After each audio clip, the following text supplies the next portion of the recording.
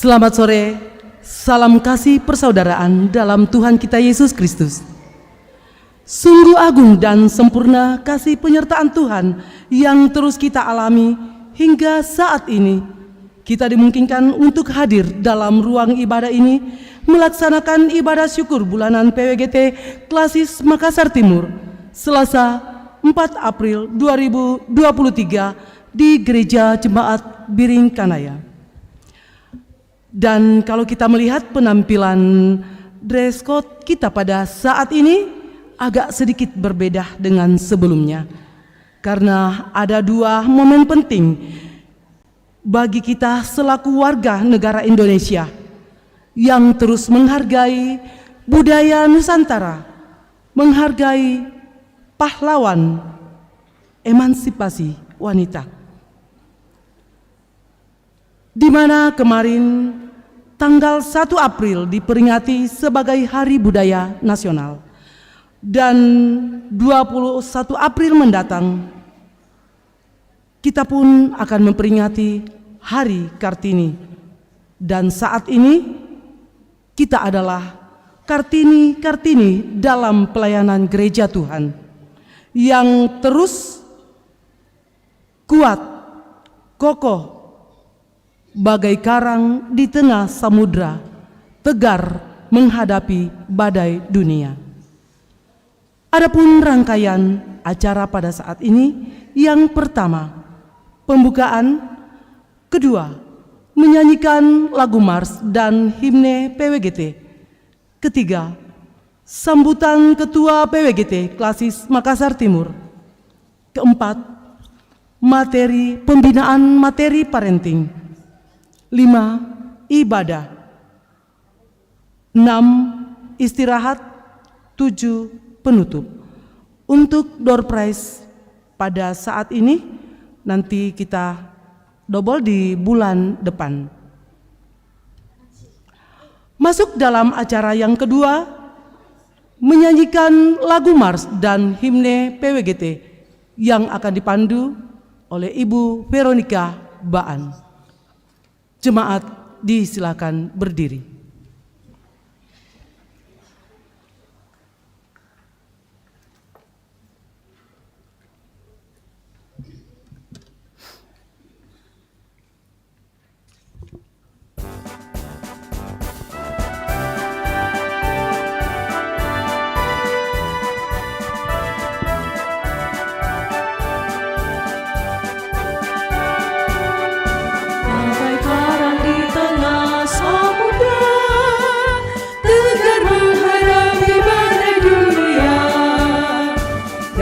Sejarah perjalananmu tetap tabah dan setia.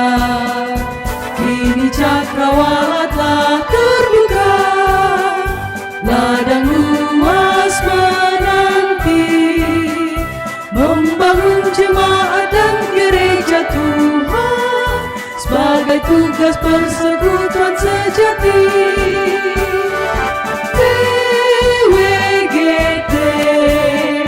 Persekutuan wanita gereja Toraja, kau teladan saksi Tuhan yang hidup di tengah dunia.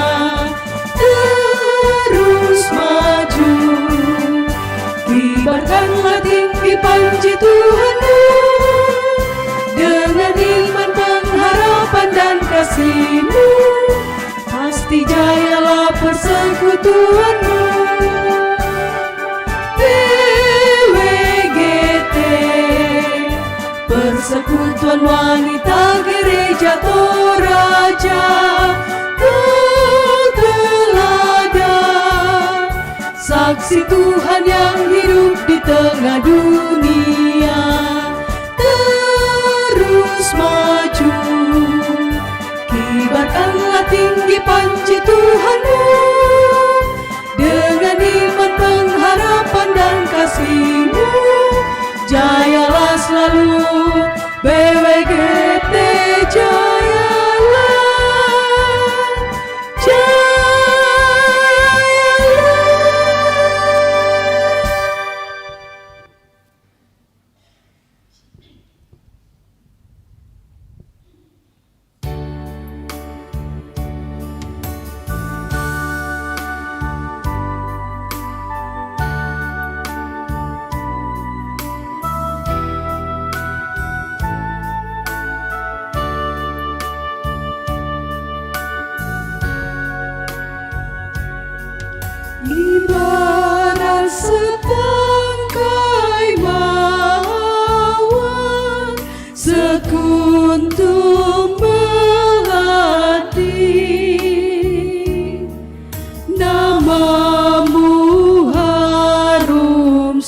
gemerbak di persada Nusantara. PWGT Persekutuan Wanita Gereja Toraja. PWGT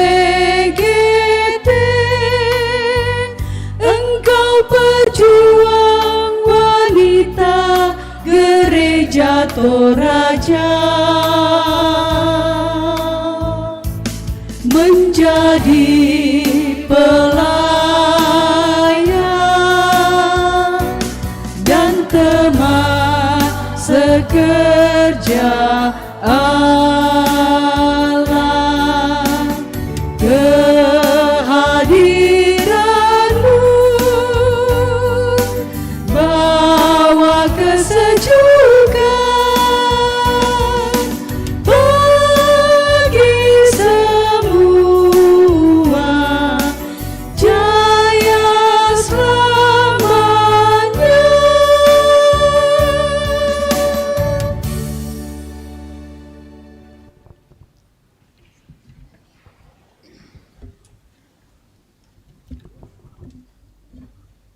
Masuk dalam acara yang ketiga, sambutan Ketua PWGT Klasis Makassar Timur kepada Ibu Irdania Patiung dengan kasih disilakan.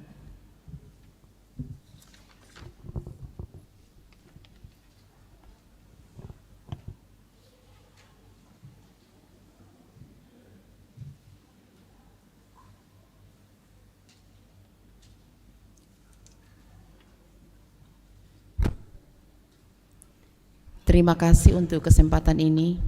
Shalom. Salam PWGT. Jayalah PWGT.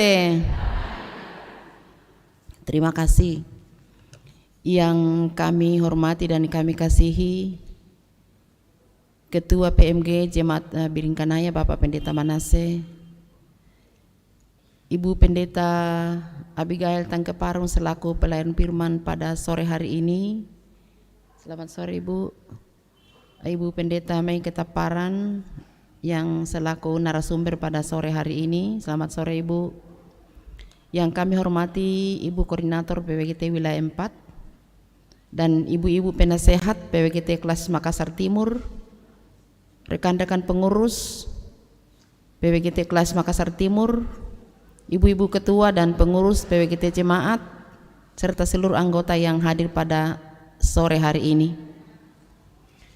Pertama-tama kita mengucap syukur kepada Tuhan bahwa setelah sebulan lamanya kita mengikuti atau menjalani kegiatan kita masing-masing di jemaat ataupun selaku pribadi dan keluarga, sore hari ini kita diperjumpakan lagi untuk ibadah dalam pertemuan bulanan PWGT Kelas Makassar Timur yang diadakan pada saat ini. Pada sore hari ini kita tampil lain dari biasanya. Ya, biasanya kita kan semua pakai orange. Hari ini baju kita adalah nuansa Nusantara. Mengapa? Karena bulan ini adalah bulan budaya dan juga bulan Kartini. Jadi kita juga selaku warga bangsa ikut menikmati perjuangan yang kita sudah dilakukan oleh pahlawan pendahulu kita, dan pada saat ini kita terus mengisi kemerdekaan itu dengan berbagai cara yang dapat kita lakukan untuk mengenang jasa-jasa mereka.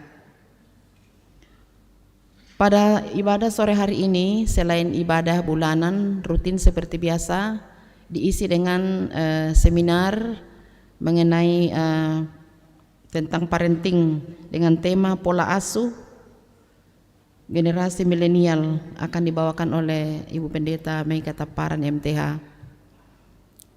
Kita berharap bahwa ibu-ibu semua dapat menyimak apa yang disampaikan pada sore hari ini. Ini adalah program PWGT Kelas Makassar Timur bidang 2 tentang parenting.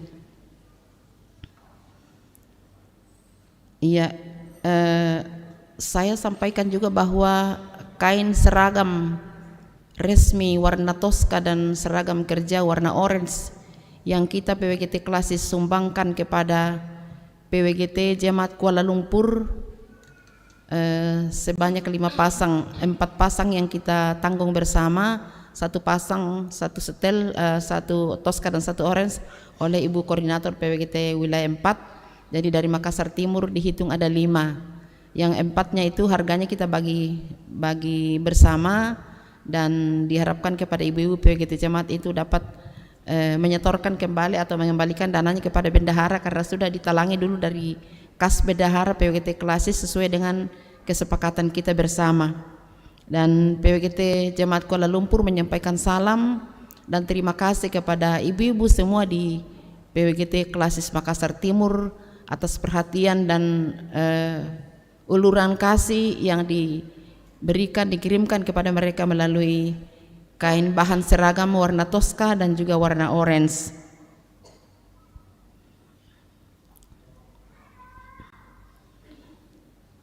Disampaikan informasi dari panitia perayaan Paskah bahwa pada tanggal 10 nanti jam 4 akan diadakan pengenalan panggung pencabutan lot di pencabutan lot nanti kalau acara tanggal 12 ya di pengenalan panggung di gereja Tamalandrea jam 4 sore. Dan diharapkan semua ibu-ibu yang akan mengikuti vokal grup dapat meluangkan waktu untuk dapat hadir di sana. Ibadah Prapaskah tanggal 12 April 2023 jam 2:30 sore 14.30. Bukan hanya peserta vokal grup yang diundang, tetapi kita semua diundang untuk menghadiri ibadah pra atau ibadah pembukaan, ibadah Prapaskah yang diadakan di gereja Tamalandrea. Seragam kita adalah orange, kita semua pakai orange. Jadi sekali lagi diharapkan kita semua nanti undangan itu akan disampaikan kepada pengurus PWGT Jemaat masing-masing. Dan ibadah perayaan Paskah nanti dilaksanakan pada tanggal 15 April hari Sabtu depan di lapangan Golf Kodam Wirabuana di Telok. Ya, jadi jam 6 tepat ibadah sudah dimulai. Jadi jam 5 sampai jam 6 itu 5:30 lewat ada kopi teh, mengambil tempat, dan jam 6 tepat diharapkan kita sudah duduk manis di tenda masing-masing, kita mengikuti ibadah. Ibadahnya itu adalah, temanya adalah bangkit untuk berkarya. Subtema PWGT Klasis Makassar Timur, PWGT bangkit untuk berkarya dalam budaya yang diterangi Injil. Jadi selain ibadah, pelayanan firman, ada juga seminar. Seminar itu akan disampaikan oleh Bapak Pendeta Dr. Abraham Tanggulungan MTH dalam tema memaknai aksesoris dalam busana Toraja untuk rambut tuka dan rambut solo. Saya kira kalau tema ini penting sekali kita ketahui bagaimana kita selaku orang Toraja dalam memakai busana Toraja, dan mungkin ada simbol-simbol lain yang juga perlu kita ketahui, tidak hanya sekedar pakaian saja atau busana. Disampaikan bahwa sore hari ini door prize tidak seperti biasa ya, tidak ada door prize hari ini karena tanaman yang disiapkan untuk door prize belum siap untuk dibawa, masih kecil-kecil. Jadi diharapkan bulan depan kita sudah bisa mendapat double. Mengapa kami PWGT Klasis Makassar Timur itu tetap rutin memprogramkan untuk 1 tahun ini adalah melulu untuk tanaman, mengajak ibu-ibu untuk kreatif, produktif, tidak hanya konsumtif membeli di pasar, tetapi kita memproduksi sendiri dan kalau bisa berbagi dengan orang lain. Jadi itulah makanya kami tidak memberikan lagi barang-barang yang dibeli di toko, tetapi kami memberikan tanaman untuk ditanam sendiri dan diharapkan itu berbuah dan bisa dikonsumsi sendiri, syukur-syukur bisa berbagi dengan orang lain. Kotak khusus yang diadakan di depan saat ini diperuntukkan untuk panitia halun PWGT Jemaat Landraki mulai bulan ini dan bulan depan, karena pelaksanaan halun itu pada awal Juni. Jadi diharapkan kepada PWGT Jemaat Landraki nanti sesudah ibadah selesai jangan langsung pulang, tinggal dulu menghitung kotak khususnya untuk diserahkan kepada bendahara. Saya mengucapkan terima kasih kepada pelayan firman Ibu Pendeta Abigail Tengkaparung yang Tuhan sudah utus untuk melayani kita pada sore hari ini. Semoga firman yang kita dengarkan nanti itu akan terus menjadi kekuatan dan bekal dalam kehidupan kita. Juga terima kasih kepada pemateri Ibu Pendeta Mega Taparan yang beliau juga sudah hadir untuk berbagi ilmu dan pengalaman kepada kita masing-masing. Kiranya Tuhan memberkati kedua Ibu Pendeta. Terima kasih kepada PWGT Jemaat Biringkanaya yang sore hari ini menjadi nyonya rumah, mempersiapkan segala sesuatu ini dengan apik, cantik untuk kita nikmati bersama-sama dalam beribadah. Dan lebih khusus lagi kepada PMG Jemaat Biringkanaya yang sudah menggunakan kami, mengizinkan kami menggunakan tempat ini dengan semua fasilitas yang ada untuk beribadah dalam pertemuan bulanan. Terima kasih kepada ibu-ibu semua yang sudah hadir. Diharapkan pada bulan-bulan ke depan kita semakin banyak lagi mengajak teman, tetangga, teman-teman dari jemaat untuk hadir lebih banyak dalam pertemuan bulanan PWGT kelas Makassar Timur. Dan sebelum saya mengakhiri sambutan ini, saya mohon minta maaf, mohon izin nanti agak cepat kembali. Mungkin tidak selesai ibadah saya pulang duluan karena saya mau ke rumah sakit mengantar cucu saya untuk diadakan MRI. Sudah terjadwal 6:30. Jadi saya mungkin sebelum jam 6 saya sudah pulang. Dan untuk itu ibu-ibu yang kekasih dalam Tuhan, sekali lagi terima kasih untuk kehadirannya. Kepada ibu-ibu semua yang turut mengambil bagian pada saat ini, semoga kegiatan kita hari ini berjalan dengan lancar, diberkati oleh Tuhan, dan kita pulang dengan hati yang penuh sukacita karena dibekali oleh firman Tuhan yang akan menguatkan, meneguhkan, dan juga menuntun kehidupan kita. Demikianlah sambutan saya pada saat ini. Selamat sore, Tuhan memberkati. Salam PWGT, jayalah PWGT. Sekian dan terima kasih.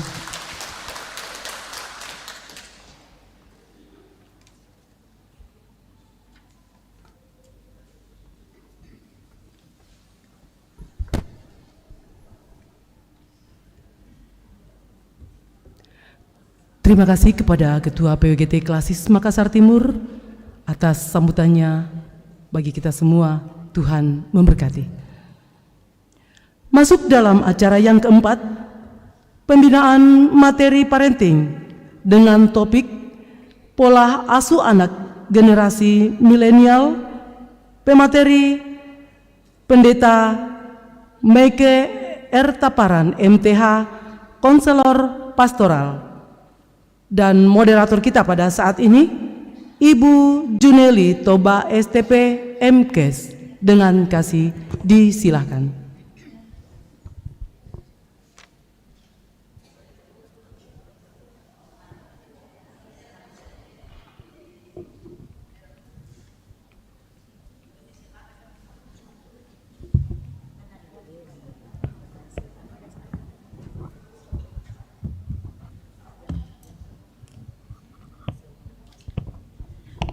Shalom, selamat sore ibu-ibu yang kekasih di dalam Tuhan. Pada sore hari ini ada satu program yang akan kita ikuti bersama, yaitu pembinaan parenting. Dan topiknya adalah pola asuh anak generasi milenial dengan narasumber Ibu Pendeta Meike. Sebelum narasumber menyampaikan materinya, saya akan membacakan CV dari Ibu Pendeta. Nama lengkap Pendeta Meike R. Taparan, MTH, konselor pastoral. Tempat tanggal lahir Ujung Pandang 29 Mei 1979. Alamat Perumahan Telkomas Palapa 4 nomor 82 dengan nomor handphone 081 342 282 882. Pekerjaan Pendeta tugas khusus Gereja Toraja sebagai dosen STT Intim, bidang pastoral dan konseling. Pendidikan TK sampai SMP adalah Sekolah Yayasan Pendidikan Ujung Pandang. SMA 1 Makassar tahun 95 sampai 97. Kemudian Fakultas Teologi Universitas Kristen Duta Wacana Yogyakarta tahun 1997 sampai 2002. Pasca sarjana STT Intim Makassar tahun 2010 sampai 2012. Pendidikan konseling di Asosiasi Konselor Pastoral Indonesia tahun 2021 hingga 2022. Pelayanan dan organisasi Ibu Pendeta tahun 2006 sampai 2008, proponen di Gereja Toraja Jemaat Dadi Klasis Makassar. 2008 hingga 2014, pendeta Gereja Toraja Jemaat Dadi. 2014 hingga 2018, pendeta Gereja Toraja Jemaat Satria Kasih Klasis Makassar Timur. 2017 hingga 2022, Ketua 2 dan Pendeta Generasi Muda Badan Pekerja Klasis Makassar Timur. 2018 hingga sekarang sebagai Wakil Sekretaris Perwati Sulawesi Selatan atau Perempuan Berpendidikan Teologi. 2021 hingga sekarang sebagai anggota Komisi Konseling Pastoral Gereja Toraja. Dan tahun 2022 hingga sekarang sebagai Kaprodi Teologi STT Intim Makassar. Ya, dari CV Ibu Pendeta tentu sudah banyak pengalaman dan akan dibagi-bagi bagi kita ibu-ibu pada saat ini. Waktu kita kurang lebih 60 menit penyampaian materi dan sesi tanya jawab. Harapan kami kita ikuti dengan baik. Dan nanti tentunya akan banyak hal yang akan kita tanyakan kepada pemateri. Dengan kasih disilakan. Cek. Ya, terima kasih kepada Ibu Moderator. Kami Merah Putih di sini, semangat Kartini, mudah-mudahan hadir juga dalam kehidupan kita semua ya pada saat ini. Terima kasih untuk kesempatan yang sudah diberikan ada di tempat ini. Untuk bisa berbagi dari lubuk hati saya yang paling dalam menyampaikan salam kepada kita sekalian dan doa semoga kita semua berada dalam keadaan yang baik. Pertama-tama saya mohon izin dulu, jadi ya memang sekarang istilahnya materi ya, dan saya yang akan membagikan materi itu, tetapi kalau melihat ya banyak orang tua yang hadir di sini ya sudah menghasilkan ya sudah berhasil dalam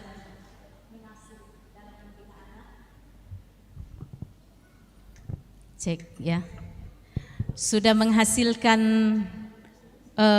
anak-anak yang barangkali ada dokter, ada pendeta, ada profesor, pengusaha ya sudah berhasil mendidik anak ya. Jadi siapakah saya ya yang anaknya baru kelas 3 SD begitu ya kalau mau bicara pengalaman ya.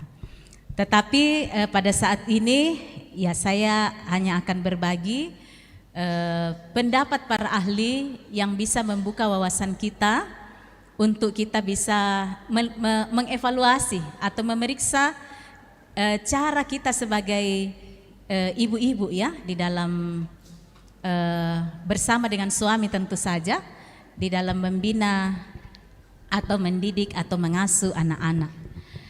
Ya, boleh next Ibu. Ya. Nah, istilah dulu kita perlu pemahaman ya tentang generasi milenial. Apakah itu generasi milenial? Ini istilah yang pertama kali diciptakan tahun 1991 oleh Neil Howe dan William Strauss untuk menyebut kelompok yang lahir tahun 1982 sampai 2004. Ya, jadi itu dulu untuk soal istilah ya, kita sepakat bahwa generasi milenial itu dalam pembagian generasi dia termasuk generasi Y ya, yang lahirnya itu tahun 1980 sampai sekarang. Ya, kalau sebelumnya itu adalah generasi X dan sebelumnya lagi ya Tabe orang tua Bunda Argo itu dikatakan generasi baby boomer. Ya, tapi karena waktu terbatas cuma 30 menit jadi saya tidak membahas satu persatu soal generasi itu ya. Nah, umumnya ditujukan sebagai generasi yang pertama kali berkenalan dengan teknologi. Nah, jadi generasi milenial ini sudah mengenal yang namanya teknologi, komputer. Ya, mungkin banyak di antara kita yang merasakan ya, kalau seperti saya itu, saya masih melihat televisi hitam putih, televisi berwarna, sampai sekarang itu TV kabel, ya, sampai handphone. Nah, ini memang generasi kita kebanyakan ini begitu cepat mengalami perubahan, ya. Nah, generasi yang terkait dengan teknologi itu biasanya disebut sebagai generasi milenial, ya. Dan kebanyakan milenial menghabiskan 85% waktunya untuk menggunakan gadget, ya. Ibu-ibu berapa jam sehari pakai handphone? Ya, 24 jam atau nanti tidur baru berhenti, ya. Dengan secara tidak langsung sebenarnya kita sudah ada di generasi milenial, ya.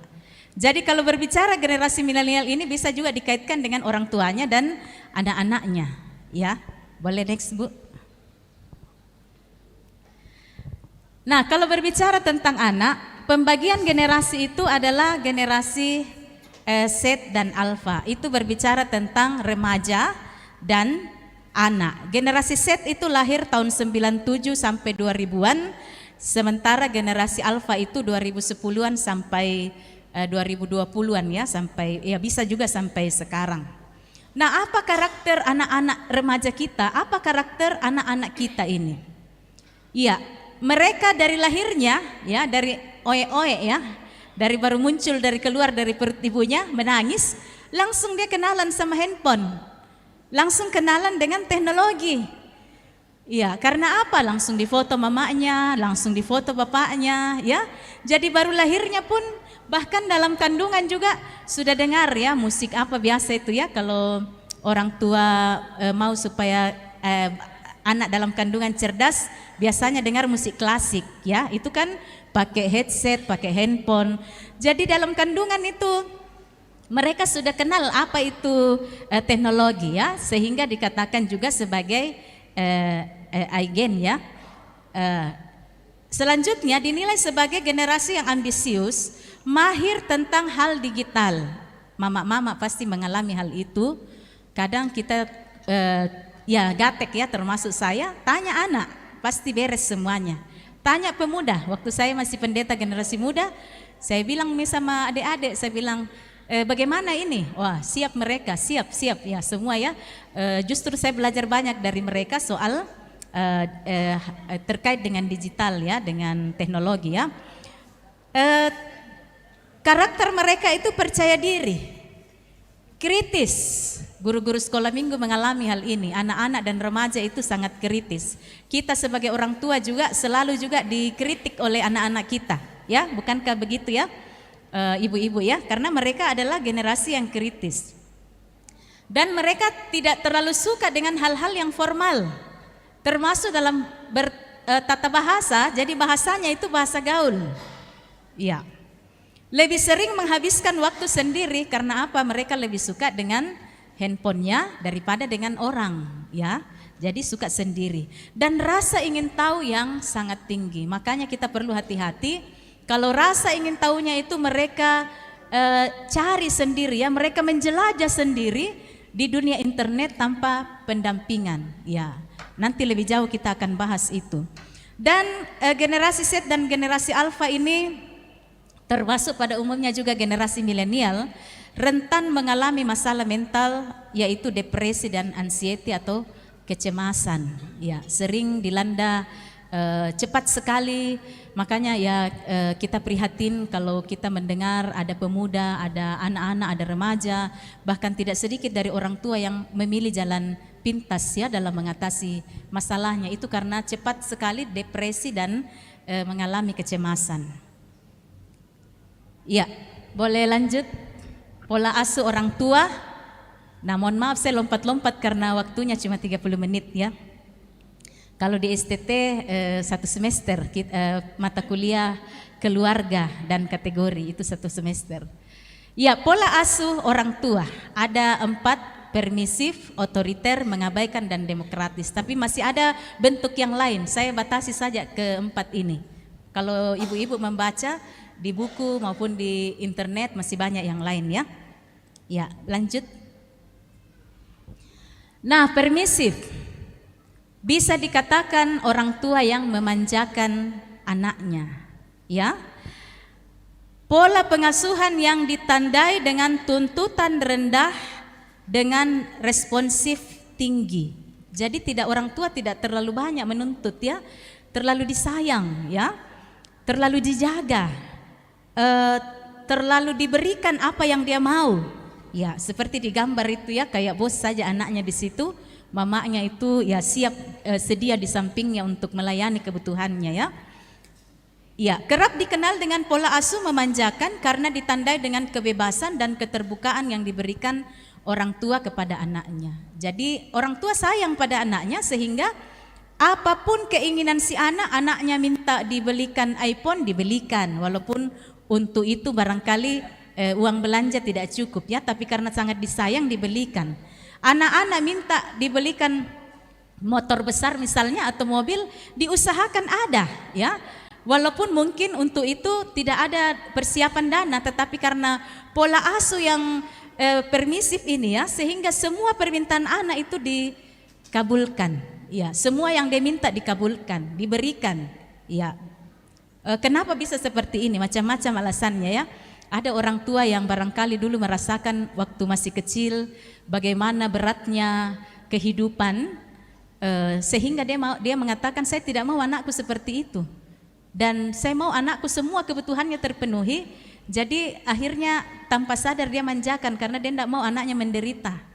Ya, bisa begitu ya orang tua yang memanjakan anaknya, atau ya kemungkinan latar belakangnya seperti itu. Atau juga barangkali apakah karena anak satu-satunya atau laki-laki satu-satunya, perempuan satu-satunya, sehingga sangat dimanja ya, sangat dijaga ya, karena bisa juga karena kekhawatiran yang berlebihan. Jadi semua kemauan anak itu diberikan. Nah, itu pola asuh yang permisif. Boleh next. Selanjutnya otoriter. Nah, ya, kayaknya kita di Indonesia banyak yang polanya seperti ini ya. Mungkin juga orang Toraja, karena termasuk saya juga mengalami ini ya, pola asuh yang tegas ya, otoriter ya, seperti itu ya. Cara mengasuh anak dengan aturan-aturan yang ketat seringkali memaksa anak untuk berperilaku seperti dirinya atau orang tua. Apakah kita tidak memikirkan anak-anak kalau kita misalnya menegur, ya, masa kau tidak bisa tahan ibadah 1,5 jam di gereja? Itu kan perbuatan yang tidak baik, berarti kau tidak taat sama Tuhan. Ya, kita bicara pada anak-anak 5 tahun. Nah, bagaimana anak 5 tahun dibandingkan dengan orang tua yang 35 tahun misalnya ya? Diharap duduk tenang seperti orang tua yang tidak bisa. Ya, itu termasuk pola tidak langsung ya, itu pola otoriter. Misalnya lagi ya, kebebasan anak untuk bertindak secara mandiri dibatasi. Termasuk ya ada beberapa kejadian juga orang tua itu mungkin terlalu menjaga anaknya, tidak mau supaya anaknya nanti salah pergaulan, sehingga semuanya dibatasi. Ya. Pengawasan orang tua agar anak tunduk dan patuh untuk mengikuti aturan dan keinginan orang tua, dan itu tanpa diskusi atau kompromi. Ya, dekat-dekat sekarang ini anak-anak akan memilih jurusan. Ya, mohon maaf ya kalau saya sampaikan, kadang kita sebagai orang tua misalnya ya, kita yang mau jadi polwan tapi tidak kesampaian, akhirnya anak yang dipaksa jadi polwan misalnya ya. Mamanya yang mau jadi pendeta, anaknya tapi kita tidak kesampaian, anaknya dipaksa jadi pendeta misalnya ya. Papanya yang mau jadi dokter tidak kesampaian, anaknya yang dipaksa menjadi dokter. Ya, misalnya ya, contoh-contoh terkadang kita tidak memikirkan bahwa anak-anak itu punya kemauan sendiri. Ya, syukur kalau kemauan anak itu sama dengan kemauan kita orang tua, syukur. Tetapi perlu ditanyakan kepada mereka mau apa, ya? Karena itu adalah hidupnya, bukan hidup orang tua. Saya sudah sering sekali melihat ya beberapa contoh, mungkin ya tidak semua, tetapi ini contoh saja ya. Ada teman yang sebenarnya dia mau dia sampaikan sama orang tuanya, saya mau masuk institut kesenian karena memang minatnya itu di seni. Tetapi orang tua bilang, kau mau dapat apa di seni? Ya, tidak menghasilkan uang. Kadang kita orang tua indikatornya kan uang ya, ya ukurannya uang ya. Jadi akhirnya anaknya masuklah kuliah. Ya, anaknya memang cerdas dan dia juga ya rajin belajar. Jadilah dia sarjana teknik ya. Tetapi setelah dia jadi sarjana teknik, yang dipakai itu adalah kemampuan seninya ya. Dia pergi mengajar ya, mengajar orang menyanyi, paduan suara, dia mengajar les gitar dan sebagainya. Ya, kenapa bisa seperti itu? Karena itulah jiwanya. Bayangkan seandainya orang tuanya ikuti dia masuk institut kesenian, mungkin dia sudah akan lebih ini ya. Tentu dia semakin diperlengkapi dengan ilmu. Nah, ini contoh saja ya. Banyak yang lainnya saya jumpai di dalam konseling kepada pemuda. Ya, kadang kejadiannya seperti itu ya, karena orang tua yang otoriter. Akhirnya sekolahnya memang selesai jadi sarjana, tetapi setelah sarjana dia kembali lagi kepada kemauannya. Atau syukur kalau begitu ya, kadang malah dia tidak bisa bekerja, dia tidak tahu dia kemana, karena pendidikannya itu tidak sesuai dengan apa yang dia inginkan. Ya, itu karena pola asuh otoriter. Nah, berikutnya pola asuh abai ya, uninvolved ya. Tidak ada batasan atau aturan untuk anak, bahkan orang tua terkesan mengabaikan anaknya. Terjadi pembiaran pada anak, anak diharapkan untuk belajar memenuhi kebutuhannya sendiri. Jarang ada komunikasi antara orang tua dan anak. Jadi mungkin ini karena orang tua terlalu sibuk, anak diabaikan. Orang tua lalu kaget dan bilang, oh anakku tiba-tiba besar sendiri. Ya, karena apa? Karena tidak diikuti dalam proses perkembangannya. Diabaikan karena orang tua sibuk atau karena orang tua memang tidak ya mengalami masalah sehingga anaknya itu tidak diasuh dengan baik. Kasihan ya kalau begini. Ya, tentu anak akan berkembang menjadi anak yang tertutup, anak yang pemurung, anak yang tidak punya semangat karena tidak ada orang tua yang mendampingi dia di dalam proses perkembangannya. Ya, boleh lanjut?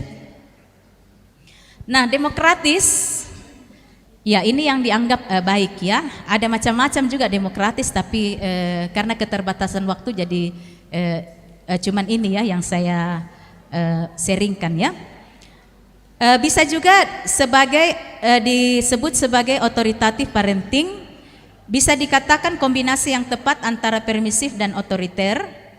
Adanya hubungan yang hangat antara orang tua dan anak, dan ada juga aturan yang tegas yang harus diikuti anak, tetapi dijelaskan ini maksudnya apa. Orang tua berkomunikasi, menyampaikan aturannya ini maksudnya apa. Jangan hanya sekedar bilang jangan, jangan dan jangan, tapi tidak ada penjelasan, tidak ada komunikasi. Dan mempertimbangkan pendapat dan perasaan anak. Ya, jadi kalau memberikan disiplin dipertimbangkan juga pendapatnya, dipertimbangkan juga perasaannya. Ya, itu ya pola asuh yang demokratis. Ya, saya lanjut saja karena terbatas waktu kita. Kita pindah ke kebutuhan anak secara holistik. Secara holistik ini yang saya maksudkan adalah secara fisik, mental, sosial, dan spiritual. Itu adalah manusia secara utuh ya, secara holistik.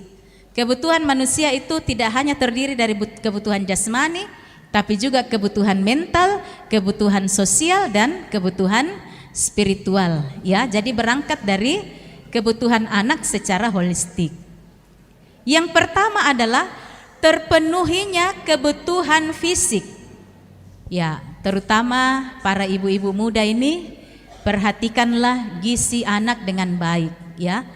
Itu sangat penting ya. Kalau mau mengasuh atau berbicara tentang pola asuh anak, itu juga terkait dengan bagaimana asupan gizi, makanan, terpenuhinya kesehatan ya. Ketika dia sakit ada orang tua yang merawat ya, ada orang tua yang memerhatikan. Dan pendidikan ini dari ada pendidikan formal, ada juga pendidikan keluarga dan lain-lain ya. Yang berikut, kualitas hubungan antar manusia, terutama hubungan kasih dengan orang tua. Ini kebutuhan anak, adanya kualitas hubungan. Hubungan yang bukan hubungan basa-basi, hubungan yang bukan hubungan formal, tetapi hubungan yang akrab, hubungan yang intim antara orang tua dan anak ya. Dan yang dibutuhkan anak adalah pola asuh yang tepat, dan itu ada diberikan oleh orang tuanya. Ya, ini terkait dengan spiritual. Bagaimana penghayatan orang tua akan agama yang dianutnya. Kalau orang tua tidak teguh dalam iman, bagaimana dia mau menjadi pengajar iman kepada anak-anak. Ya, ada juga teori tahap perkembangan iman itu menurut James Fowler ya. Dan ternyata tahap dasar perkembangan iman itu adalah 0 sampai 2 tahun. Ya, disitulah anak-anak imannya bertumbuh. Jadi agak terlambat kalau kita bilang nanti umur 6 tahun mari kita bawa dia sekolah minggu. Nanti umur 4 tahun baru kita ajar berdoa. Ya. Dari 0 sampai 2 tahun itu dasar perkembangan iman. Ya, mohon maaf saya melihat keluarga yang satu-satu ya. Misalnya bapaknya Kristen, mamanya agama lain atau sebaliknya ya. Karena mereka mau demokratis, mereka bilang begini, nanti besar baru anak-anak tentukan mereka di agama apa. Ya, tetapi pendapat itu sudah tidak sejalan dengan teori perkembangan iman. Karena iman itu munculnya di umur 0 sampai 2 tahun, ya. Di situ ya, ketika orang tua, ketika ibu memberikan rasa aman, anak percaya sama orang tuanya, pada saat itu juga dia percaya pada Tuhan. Ya, jadi terkait sekali ini kepercayaan anak pada orang tua dengan kepercayaan anak kepada Tuhan. Kalau orang tua tidak bisa berikan rasa aman, orang tua tidak bisa berikan rasa percaya, akan sulit ya, anak akan terhambat untuk percaya kepada Tuhan ya. Sementara orang tua yang ada di dekatnya saja sulit dia percaya, apalagi mau berbicara tentang iman pada Allah yang transenden, yang tidak kelihatan ya. Jadi tolong orang tua jangan suka bohong-bohong sama anak-anak ya. Ya, karena itu terpengaruh pada imannya. Ya, termasuk bohong-bohong kecil. Ya, nak, kalau ada temannya mama yang datang ajak pergi kumpulan PW, kebaktian PW, bilang mama ndak ada ya. Ya, mudah-mudahan tidak terjadi ya. Amin. Ya, itu anak, ya bahaya itu sebenarnya ya. Kita berharap anak itu imannya kuat, tetapi ternyata orang tua tidak mampu untuk membuat anak itu bertumbuh dalam iman. Ya. Nah, itu bukan menurut saya ya, menurut teori perkembangan iman. Dan yang terakhir, pergaulan dan lingkungan yang aman. Ini yang dibutuhkan oleh anak. Keluarga yang di dalamnya ada kasih, ada damai sejahtera, mereka merasa aman, lingkungan di sekitarnya juga aman, ya. Dan itu yang dia butuhkan ya. Boleh next. Nah, ini untuk remaja. Masa remaja atau pemuda, apa yang dibutuhkan? oleh remaja atau pemuda. Tugas perkembangan pada masa remaja. Yang pertama adalah anak remaja atau pemuda butuh untuk memperluas hubungan antar pribadi dan berkomunikasi secara lebih dewasa dengan teman sebaya, baik pria maupun wanita. Ya, jadi remaja kalau di sekolah minggu itu kadang mereka masih malu-malu kalau lawan jenis. Nah, orang tua juga padahal sebenarnya itulah dunia mereka ya. Mereka bersahabat tidak hanya pada sesama perempuan atau sesama laki-laki, tetapi mereka bersahabat juga dengan beda jenis ya. Karena itu orang tua jangan marah kalau ada sahabatnya anak kita, ya dia laki-laki sahabatnya perempuan, ataupun juga dia perempuan dia bersahabat sama laki-laki ya. Itu memang sudah dunianya seperti itu ya. Mereka mau memperluas wawasannya yang dari kanak-kanak itu terbatas, ketika remaja mereka mau memperluas itu ya. Yang kedua, memperoleh peranan sosial. Sangat penting. Yang dibutuhkan oleh remaja itu adalah apresiasi. Yang dibutuhkan adalah mereka dihargai bahwa mereka itu ada, mereka bisa melakukan sesuatu. Ya, sehingga berikanlah peran kepada anak remaja ya atau pemuda. Di gereja juga sangat penting. Ya, saya yakin beberapa gereja sudah menerapkan dalam kepanitiaan selain orang tua yang ada di dalamnya, pemuda juga dimasukkan ya, seperti panitia ini ya, pekan raya ini ya, semua masuk ya, pemuda masuk, ya orang tua masuk, dan ada itu bukan hanya bahwa kita butuh tenaga pemuda, tetapi sebenarnya yang lebih baik bagi perkembangan karakter mereka itu bahwa sebagai orang tua kita memberikan peran kepada mereka sehingga mereka merasa bahwa mereka ada di gereja. Kalau anak pemuda dan remaja selalu tidak dikasih peran, mereka pindah ke gereja lain ya, yang lebih menghargai kehadiran mereka. Ya. Berikut, menerima keberadaan fisiknya dan menggunakannya dengan efektif. Nah, anak-anak remaja kita itu berbeda dengan kita ibu-ibu. Mereka itu barangkali satu biji saya jerawat di mukanya bisa stres. Ya, bisa pusing. Kalau ibu-ibu ya terserah ya, biar mau banyak jerawat ya, tidak peduli. Mungkin dianggap karena sudah ada bapaknya jadi kurang-kurang ini memperhatikan. Tidak ya, bercanda ya. Ya, tapi itu keberadaan anak. Mereka kasihan ya, kadang dibully karena badannya terlalu gemuk atau terlalu kurus, karena kulitnya hitam, kulitnya putih, kulitnya sawo matang. Semua ya, semua hal secara fisik itu bisa dibully. Jadi itulah keadaan remaja. Kadang mereka itu agak susah menerima dan bersyukur pada keberadaannya secara fisik ya. Nah, termasuk juga pada masa remaja dan pemuda itu ya, secara fisik tubuh anak itu, tubuh remaja pemuda itu tidak beda dengan papa dan mamanya, tetapi pikirannya masih antara anak-anak dan dewasa. Ya, karena itu memang sangat penting untuk terbuka berbicara ya tentang menerima keadaan fisiknya dan terbuka dengan perubahan-perubahan fisik yang terjadi ya pada remaja dan pemuda. Ya, berikut, memperoleh kebebasan emosional dari orang tua dan dari orang dewasa lainnya ya. Jadi kalau sudah remaja, kalau sudah pemuda, diulur-ulur sedikit itu talinya ya. Ibu-ibu yang terkasih ya, boleh tetap ini ilustrasi saja, bahasa ilustrasi ya. Maksudnya orang tua boleh tetap memantau dan sangat penting orang tua untuk terus memperhatikan, tetapi juga diberikan kebebasan supaya remaja dan pemuda belajar mandiri. Ya, ya. Berikut, mencapai kepastian akan kebebasan dan kemampuan berdiri sendiri. Jadi mereka harus yakin bahwa mereka ini bisa mandiri. Nah, bagaimana bisa mandiri kalau orang tua terus yang layani kebutuhannya? Cobalah dibiarkan ya, berikan tanggung jawab, dan akhirnya mereka mengatakan bahwa ternyata saya bisa mandiri, saya bisa berdiri sendiri, saya punya kemampuan ya. Dan saya bisa, ya, masa remaja dan pemuda itu adalah masa untuk mulai sedikit demi sedikit mengurangi ketergantungan pada orang tua, dan sehingga akhirnya mereka bisa menjadi mandiri. Nah, berikut pada tugas perkembangan pada masa remaja atau pemuda adalah mempersiapkan diri dalam pembentukan keluarga. Beberapa waktu yang lalu PPGT Klasis Makassar Timur mengundang untuk membawa materi child free. Child free itu adalah ada tren sekarang bahwa orang menikah tetapi tidak mau punya anak, ya.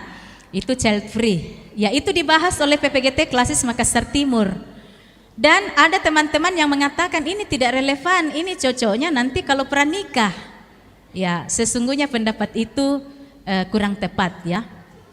Kapan kita belajar berbicara tentang keluarga Kristen kepada anak-anak? Kapan, ya? Sejak kecil. Ya.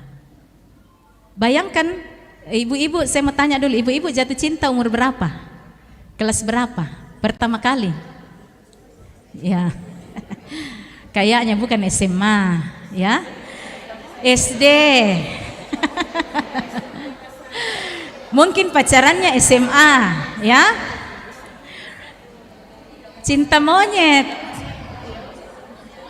Nah, coba ya, kalau kita tidak pernah berbicara kepada anak tentang pergaulan muda-mudi, tentang keluarga Kristen, lalu umur SD mereka sudah jatuh cinta, dan kebetulan ada orang yang jahat yang kebetulan yang dia suka itu adalah orang yang jahat, ya. Bagaimana itu, ya? Jadi sejak dini bicaralah tentang keluarga Kristen, ya. Contoh anak saya, karena dia nonton YouTube, jadi dia bilang begini. Dia bilang apa tuh dia bilang, ya? Dia bilang, "Mak, nanti saya mau menikah muda." Ya. Saya bilang, sembarang ini anak bilang, apa maksudnya menikah muda? Dia nonton dari YouTube. Jadi itu kesempatan, lalu saya pakai begini, nah itu tidak ada di dalam ajaran Kristen, ya. Dalam ajaran Kristen itu menikah sekali seumur hidup harus dipikirkan dengan baik, ya. Nanti kalau sudah dewasa, kalau sudah punya pekerjaan, kalau sudah mandiri, ya sudah siap untuk membangun rumah tangga, sudah siap untuk mendidik anak, nanti pada saat itu baru berpikir soal menikah, ya. Kenapa itu penting? Supaya anak-anak kita jangan masih SD sudah pacaran, ya. Ya, akhirnya ya ini anak SD pacaran luar biasa, ya. Baru jadian 1 hari, cowoknya dia panggil langsung dengan papi, ya. Ceweknya dia panggil mami, anak SD. Nah, kadang kita tidak perhatikan, hati-hati sebenarnya itu. Jadi sebaiknya kita kasih tahu sejak dini, sejak kecil, bahwa ini begini keluarga Kristen, ya, supaya mereka tidak salah langkah, ya. Selanjutnya, membentuk sistem nilai-nilai moral dan falsafah hidup. Ya, ajarkanlah tentang moralitas kepada anak-anak, sopan santun, nilai-nilai luhur Toraja itu sudah mulai tidak diajarkan orang-orang tua, sopan santun orang Toraja, ya. Budaya-budaya kita yang sangat bernilai tinggi itu perlu untuk diajarkan kepada anak-anak, ya. Ya, berikut. Nah, ini selanjutnya terkait dengan pindah lagi, ya. Mohon maaf lompat-lompat. Anak dan era digital, ya. Orang tua tidak bisa menjauhkan anak dari HP, gadget dan lain-lain, namun hindari babysitter elektronik, ya.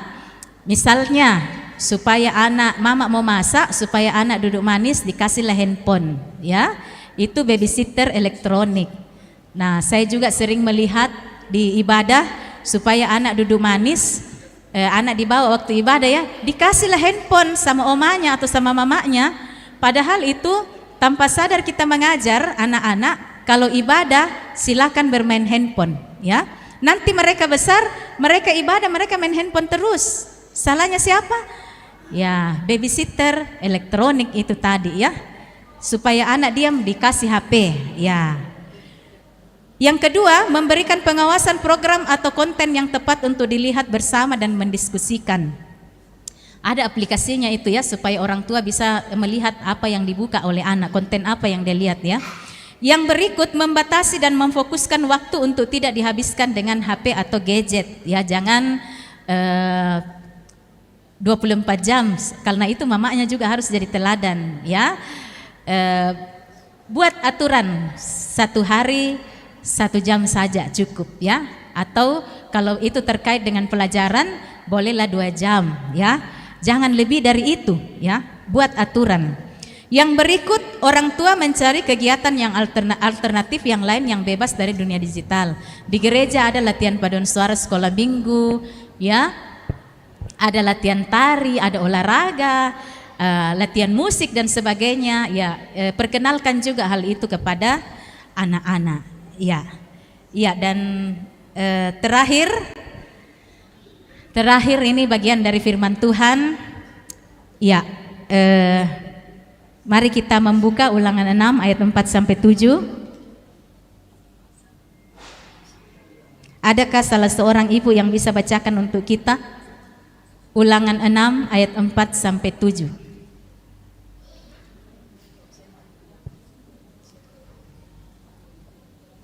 Silakan. Boleh pakai ambil mic dari sini. Ada salah seorang ibu. Oh ya, Ibu.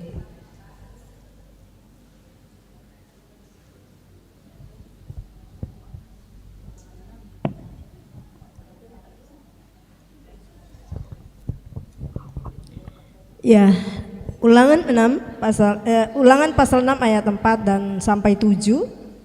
Firman Tuhan berkata, "Dengarlah hai orang Israel, Tuhan itu Allah kita, Tuhan itu Esa. Kasihilah Tuhan Allahmu dengan segenap hatimu dan dengan segenap jiwamu dan dengan segenap kekuatanmu.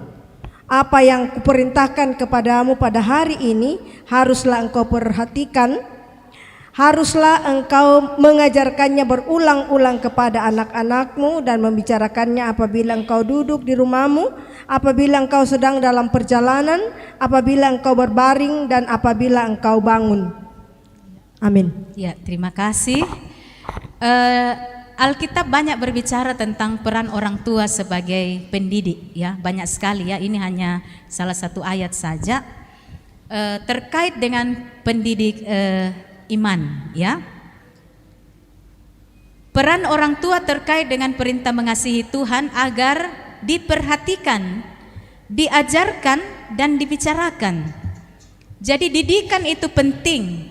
Pengajaran itu penting untuk diperhatikan, dan komunikasi orang tua dengan anak itu sangat penting ya. Komunikasi, sering-seringlah berkomunikasi, berbicara dengan anak di tengah-tengah kesibukan kita, tetapi kiranya itu tetap menjadi prioritas, berkomunikasi dengan anak atau cucu.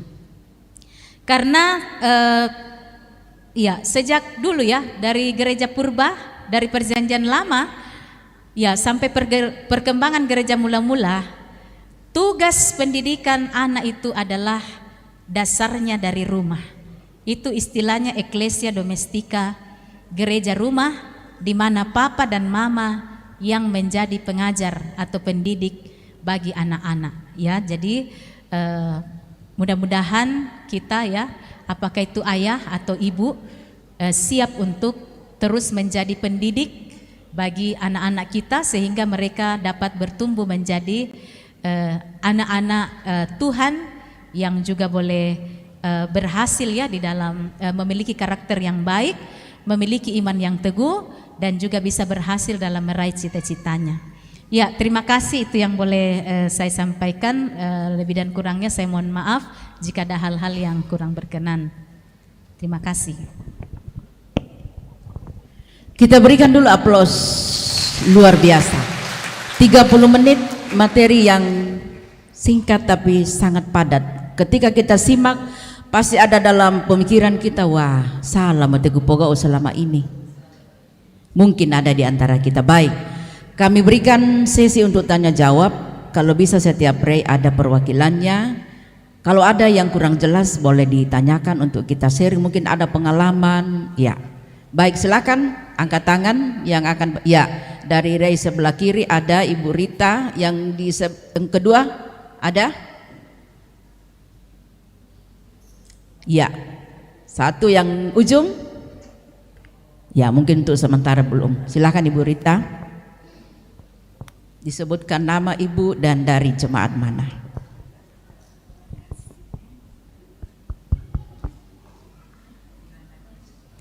Ya, terima kasih. Saya Atendena Sang Motau. Saya Ibu Rita Salata dari Jemaat Tamalan Rea. Pertanyaan saya, tadi Ibu Pendeta mengatakan bahwa sesekali atau seringlah memberikan apresiatif atau sesuatu yang penghargaan kepada anak-anak.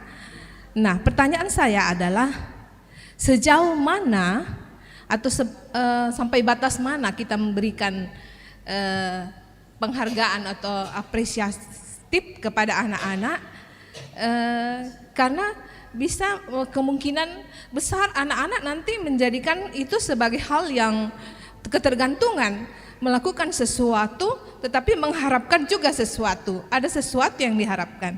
Sejauh mana atau sebatas apa kita memberikan penghargaan apresiatif kepada anak-anak kita? Itu saja, terima kasih.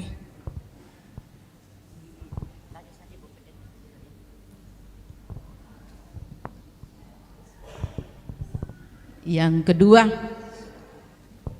silakan Ibu.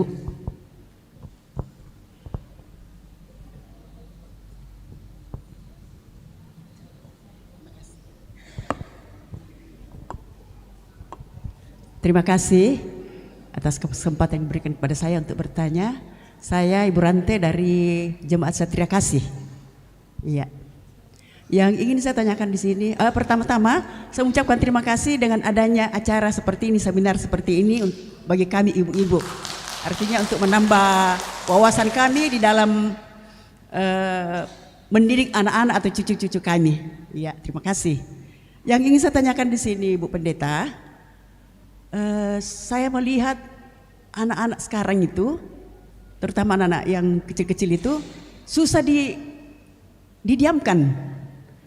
Kalau dulu kalau anak-anak nangis itu biasanya kita kan peluk dengan kasih sayang, mereka sudah bisa diam.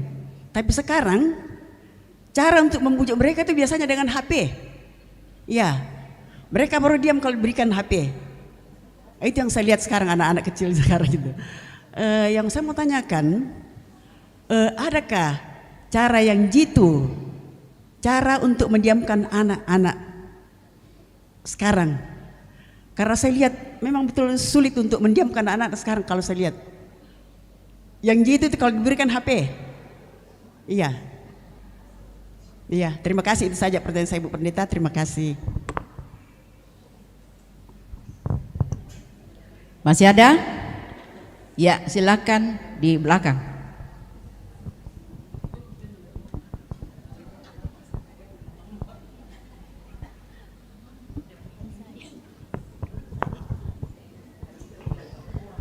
Halo, selamat sore semuanya. Terima kasih. Di sini saya dari Jemaat Biringkanaya.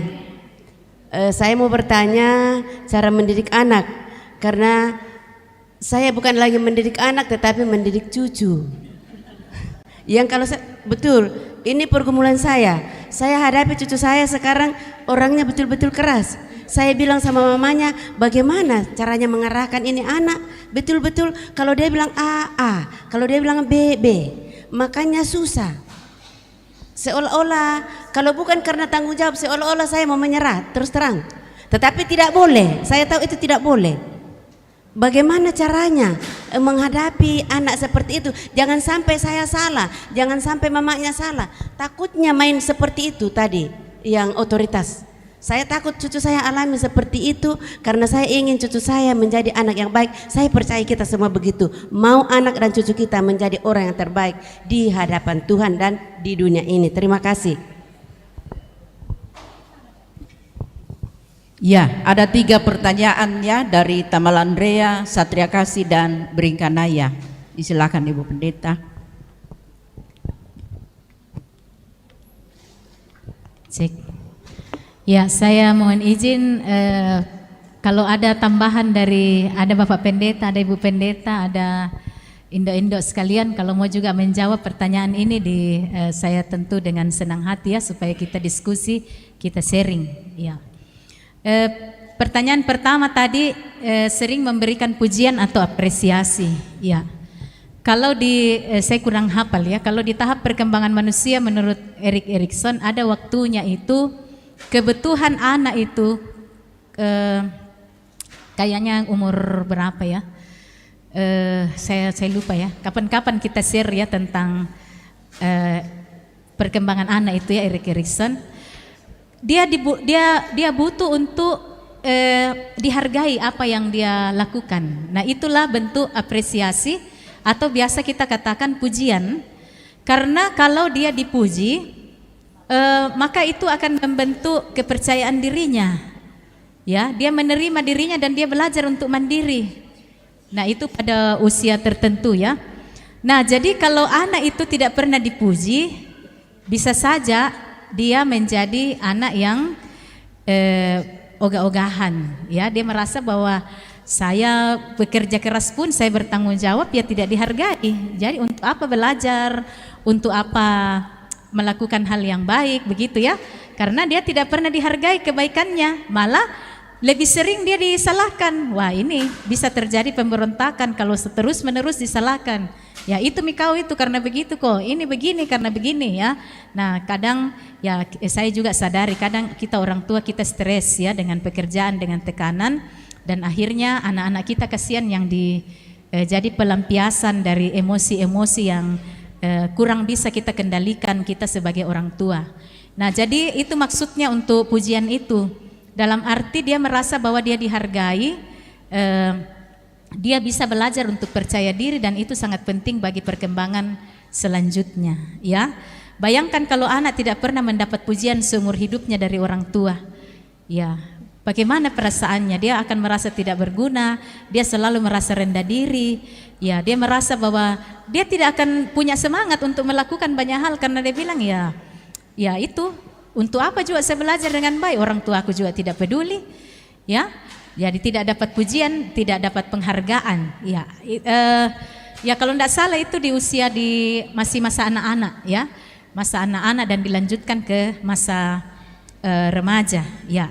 Jadi kalau ditanyakan sampai batas mana supaya anak-anak itu jangan dia bekerja karena sesuatu, jangan dia melakukan sesuatu, dia melakukan karena sesuatu. Tentu kita punya hikmat Tuhan untuk mengkomunikasikan hal itu bahwa pujian ini jadi tidak selalu apresiasi itu dengan uang ya, tapi dengan pujian, dengan kata-kata semangat, dengan kasih sayang ya. Boleh juga dengan apa yang dia inginkan supaya anak-anak belajar untuk berusaha. Misalnya ya orang tua mengatakan begini ya, kalau nilaimu itu lebih bagus dari semester lalu ya nanti mama ajak jalan-jalan ke mall ya misalnya ya, atau nanti mama belikan apalah ya, belikan tempat kue tidak usah yang terlalu mahal atau bagaimana ya.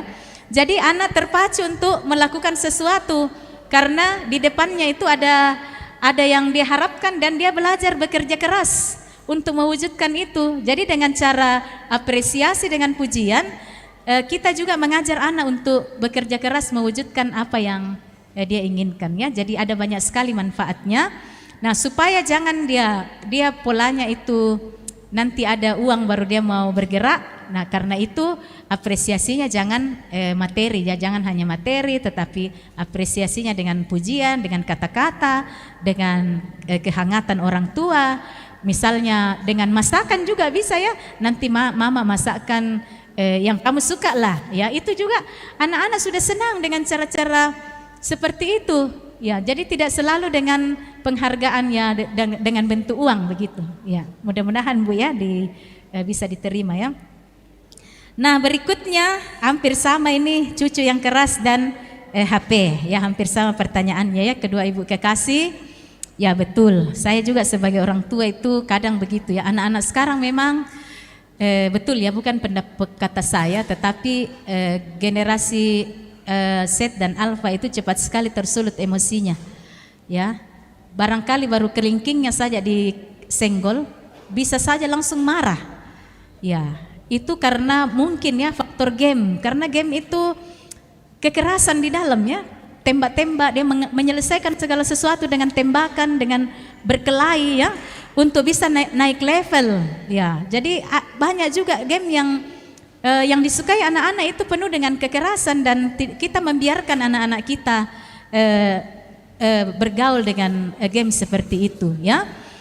Jadi ya, kalau sudah pernah terjadi peluang mereka menangis dan langsung diberikan HP, maka kemungkinan besar itu akan terjadi lagi. Ya, begitu ya. Jadi tahan-tahanlah itu, jangan jadikan apa tadi istilahnya babysitter elektronik. Karena anak-anak itu walaupun masih kecil tapi pintar juga ya. Pintar dia menguasai orang tuanya. Dia tahu kalau saya menangis pasti saya dikasih HP. Ya, kalau saya mengamuk pasti saya dikasih HP. Anak 2 tahun sudah bisa lakukan itu. Nah, karena itu ya ini ya, kalau sudah terbiasa, kalau sudah pernah satu kali, maka itu akan berulang terjadi. Ya, kalau sudah terlanjur masih bisa diputuskan selagi dia masih di bawah 5 tahun ya, masih bisa diajarkan. Tapi kalau sudah di atas 5 tahun dan sudah sangat ketergantungan HP, menurut saya agak susah, karena sudah terbiasa, sudah tertanam ya. Kalau masih bisa diatasi ya, tolonglah buat aturan ya. Cukup 1 jam, aturannya jam sekian sampai jam sekian, dan setelah itu belajar, setelah itu bermain, atau misalnya melakukan hal-hal yang lain ya. Nah, kalau cucu atau anak yang keras, macam-macam juga penyebabnya. Jadi tidak bisa kita melihat ya, ini luar biasa sekali Ibu kekasih. Sebenarnya sudah mau menyerah, tetapi tidak bisa, karena cucu atau anak itu adalah titipan Tuhan untuk kita didik dengan baik. Jadi saya berikan semangat, jangan menyerah. Bunda-bunda terkasih, ibu-ibu, jangan menyerah dalam mendidik anak-anak kita. Memang susah ya, apalagi berhadapan dengan anak yang keras, dengan remaja yang tidak mau diatur. Ya, memang susah dan kita takut nanti kita otoriter, tetapi ya teruslah berusaha. Itu tadi di Ulangan, perhatikan, bicarakan ya, dan terus melakukan didikan. Jangan sampai menyerah, jangan sampai menyerah. Dan tambahan lagi ya, doakan anak-anak cucu kita ya, supaya dia bisa terus berada di dalam jalan yang benar ya. Bangun komunikasi, itu sangat penting. Pelukan ketika mereka marah ya, ketika mereka mengamuk, ada cara-caranya biasa itu ya, kita lihat di YouTube, orang tua memeluk dari belakang ya, supaya tidak terkena amarah dari anak cucu ya. Jadi peluklah, dan sambil memeluk sambil disampaikan nasihat-nasihat, begitu ya. Mudah-mudahan bisa membantu ya. Siapa tahu masih ada tambahan dari Bapak Pendeta kah, dari Ibu Pendeta, atau dari ibu-ibu yang lain, silakan.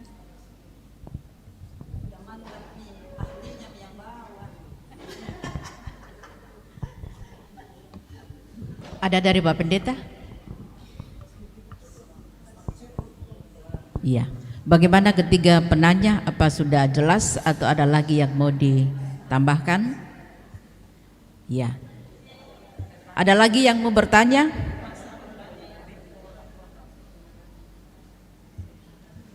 Mungkin sudah cukup ya.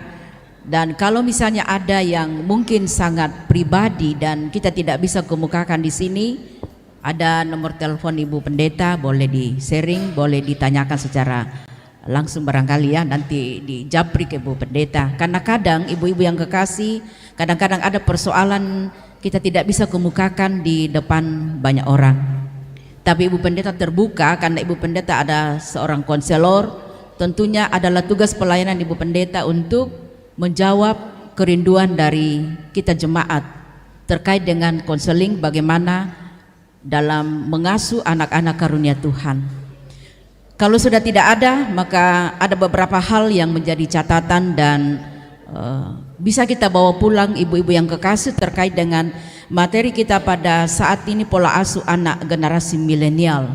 Jadi dari penjelasan Ibu Pendeta kita sudah bisa mengetahui bahwa memang anak-anak itu punya karakter masing-masing ya, usia begini sifatnya. Dan tadi sudah banyak Ibu Pendeta menjelaskan bagaimana menghadapi anak-anak, dan satu pesan Ibu Pendeta, jangan kita putus asa, tetap semangat, karena Tuhan menghadirkan anak, tentu Tuhan juga akan memampukan kita. Sekalipun bahwa itu tidak mudah, tetapi kalau Tuhan menghadirkan kita sebagai seorang ibu, kita percaya Tuhan akan memperlengkapi kita. Ya, tadi sudah banyak teori dan pengalaman disampaikan pemateri. Harapan kami bahwa apa yang kita terima hari ini bisa kita bawa pulang, kita lakukan apa tadi yang sudah disampaikan. Mungkin ada yang belum pernah kita praktekkan, kita coba.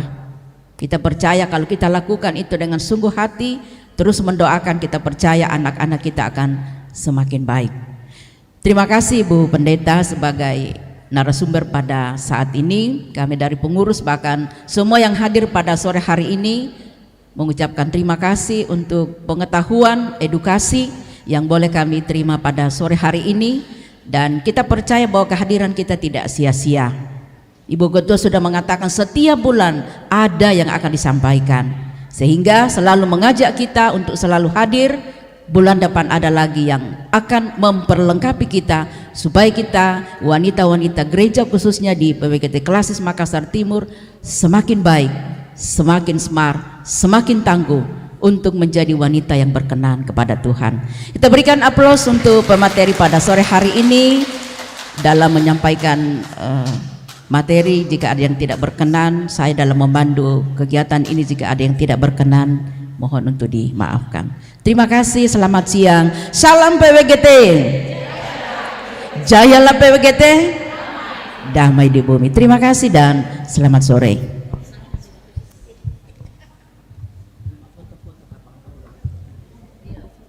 Mungkin kita menghadap ke belakang saja ya Ibu Pendeta, nanti difoto dari nanti narasumber di ini, kita berdiri semua, nanti yang ambil gambar dari depan nanti kita buat dan share di buletin kita ya.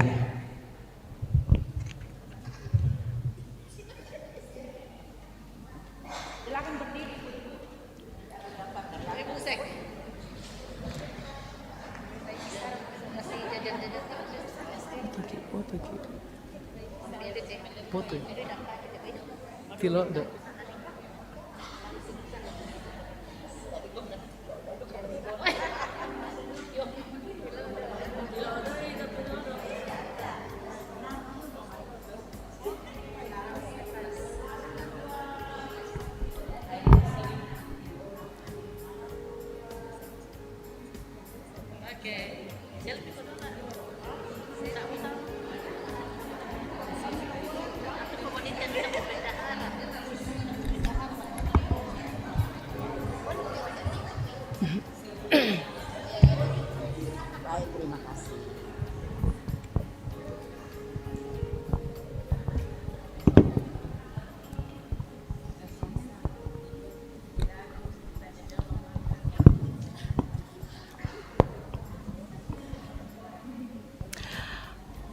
Ya, luar biasa materi yang kita dengar dan kita simak pada saat ini.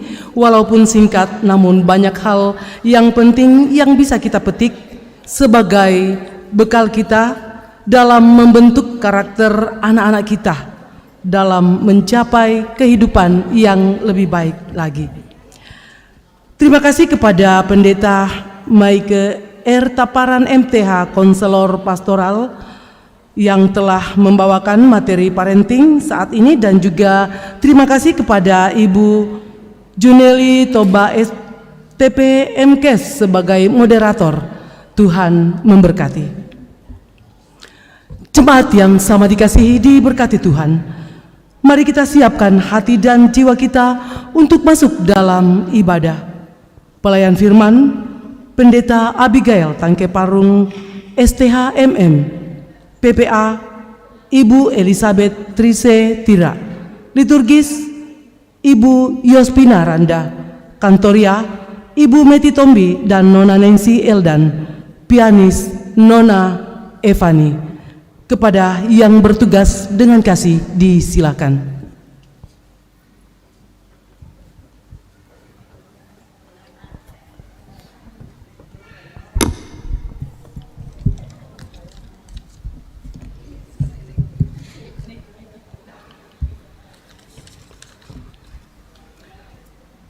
Ibu bapak jemaat yang kekasih dalam Tuhan, mari kita siapkan hati kita untuk masuk ke dalam gerbangnya dengan hati yang penuh syukur dan puji-pujian, karena hari ini harinya Tuhan. Ku masuki gerbangnya. Boleh dengan tepuk tangan.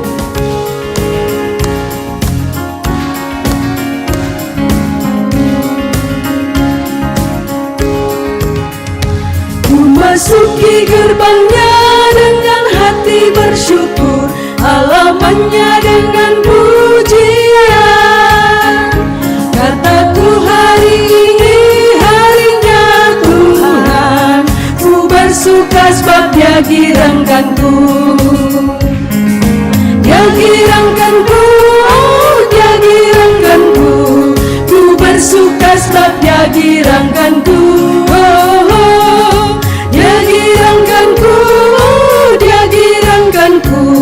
Ku bersuka sebab Dia girangkanku.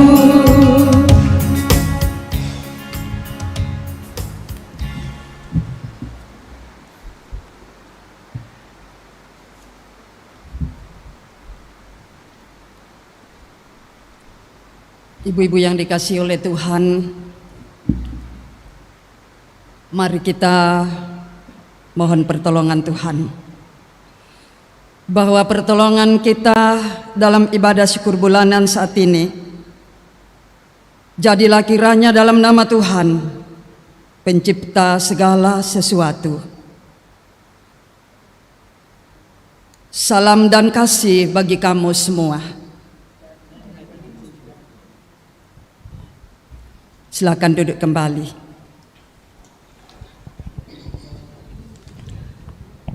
Jemaat yang kekasih dalam Tuhan, kita akan membaca Mazmur secara berbalasan yang akan dituntun oleh Mazmur pasal 31.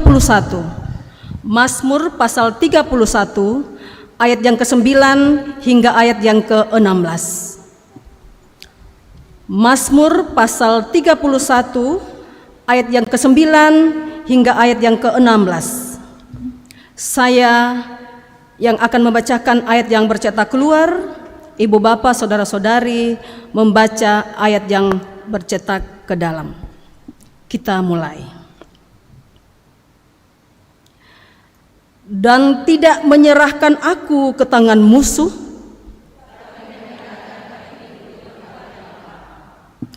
kasihanilah aku ya Tuhan, sebab aku merasa sesak.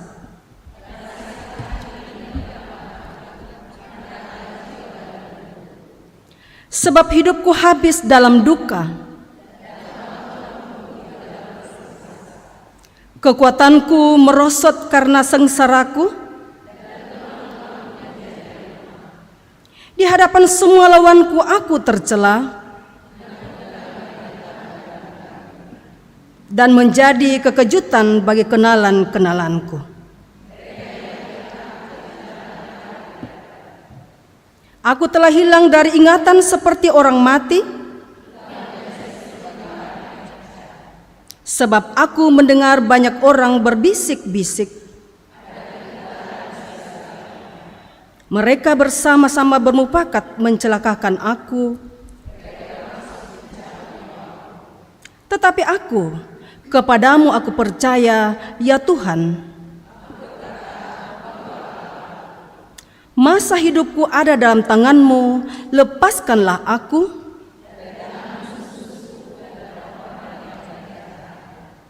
Amin.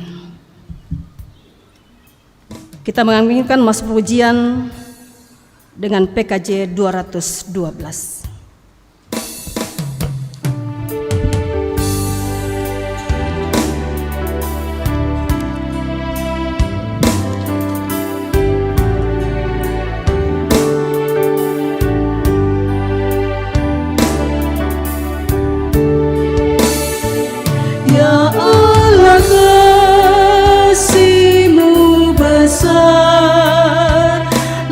lebih besar dari segala, tiada terduga dalamnya, tiada terjangkau luasnya.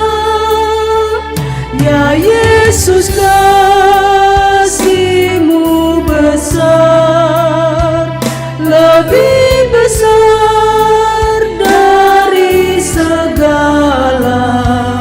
Hidup kekal Engkau beri, dan aku hidup berseri.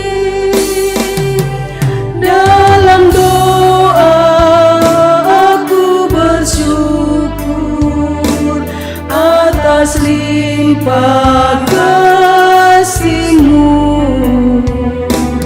Ajar aku mengasihi-Mu dan sesama manusia.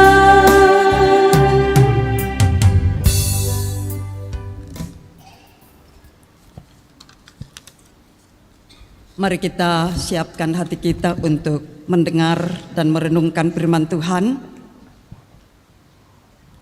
Bacaan kita pada saat ini saya pilih dari Matius 26 ayat 14 sampai 16. Sebelum kita membaca merenungkan firman Tuhan ini, mari kita satu hati kita berdoa. Terima kasih wadah persekutuan yang Engkau anugerahkan PWGT, di mana kami terus ditumbuhkan, diperlengkapi dengan baik.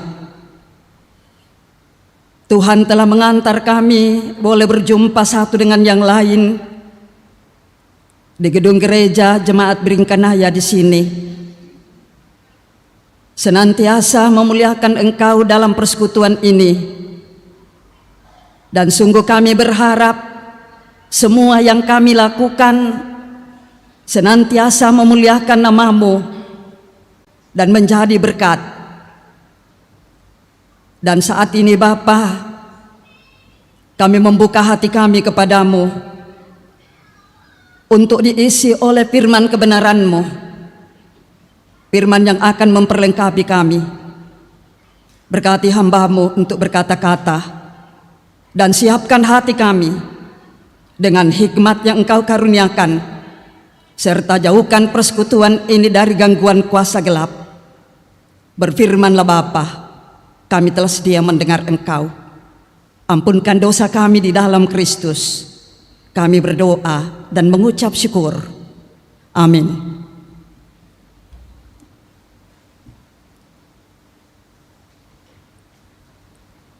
Matius 26 ayat 14 sampai 16, demikian firman Tuhan. Yudas mengkhianati Yesus. Kemudian pergilah seorang dari ke-12 murid itu yang bernama Yudas Iskariot kepada imam-imam kepala. Ia berkata, "Apa yang hendak kamu berikan kepadaku supaya aku menyerahkan dia kepada kamu?" Mereka membayar 30 uang perak kepadanya. Dan mulai saat itu ia mencari kesempatan yang baik untuk menyerahkan Yesus. Demikian firman Tuhan. Berbahagialah kita dan semakin dibahagiakan oleh Tuhan kalau firman-Nya ini kita pelihara dan kita lakukan dalam segala kenyataan hidup. Amin. Ayat 15 dari firman Tuhan ini menjadi nats renungan kita. Ia berkata, "Apa yang hendak kamu berikan kepadaku supaya aku menyerahkan dia kepada kamu?" Mereka membayar 30 uang perak kepadanya.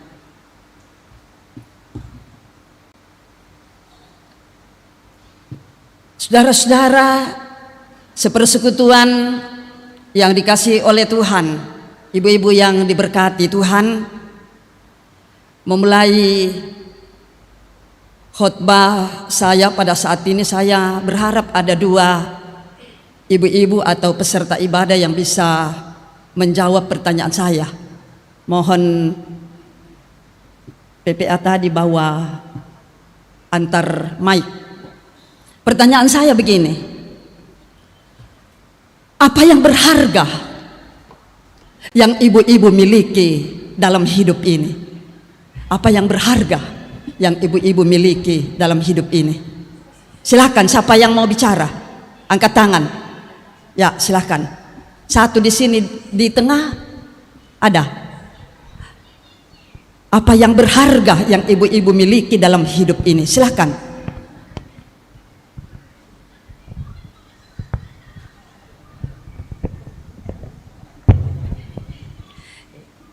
Iya, terima kasih. Pertanyaannya saya ulang, apa yang paling berharga yang kita miliki di dalam hidup ini? Kalau saya, yang paling berharga adalah ketika saya sudah menjadi murid Kristus, saya mengimani dan percaya kepadanya sebagai sebagai satu-satunya juru selamat bagi hidup dan diri saya. Terima kasih. Terima kasih. Yang lain ada? Sama? Ya. Semoga semua peserta ibadah seperti itu, bahwa yang paling berharga dalam hidup kita selaku ibu-ibu yang percaya sama Tuhan adalah ketika mengikut Yesus. Yesus adalah yang utama.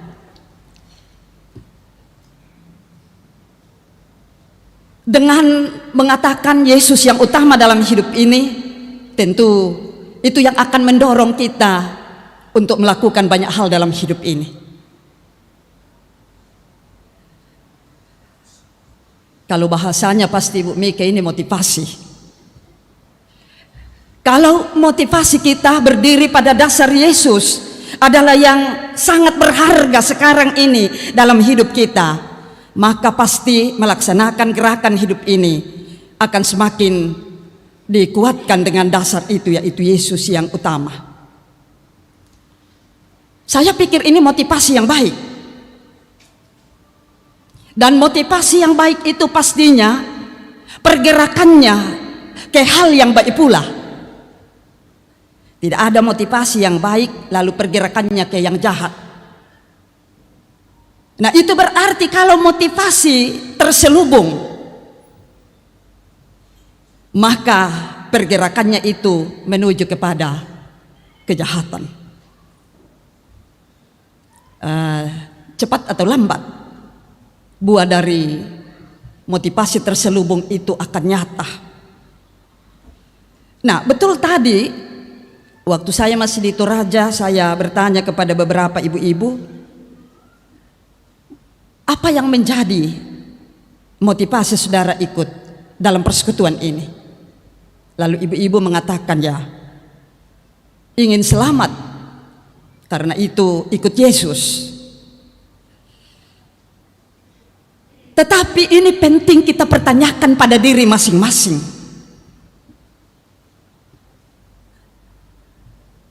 Apa motivasi kita melayani? Apa motivasi kita selalu ikut persekutuan PWGT? Apa motivasi kita ikut kegiatan-kegiatan seperti ini? Semoga tadi jawabannya karena kita mau selamat.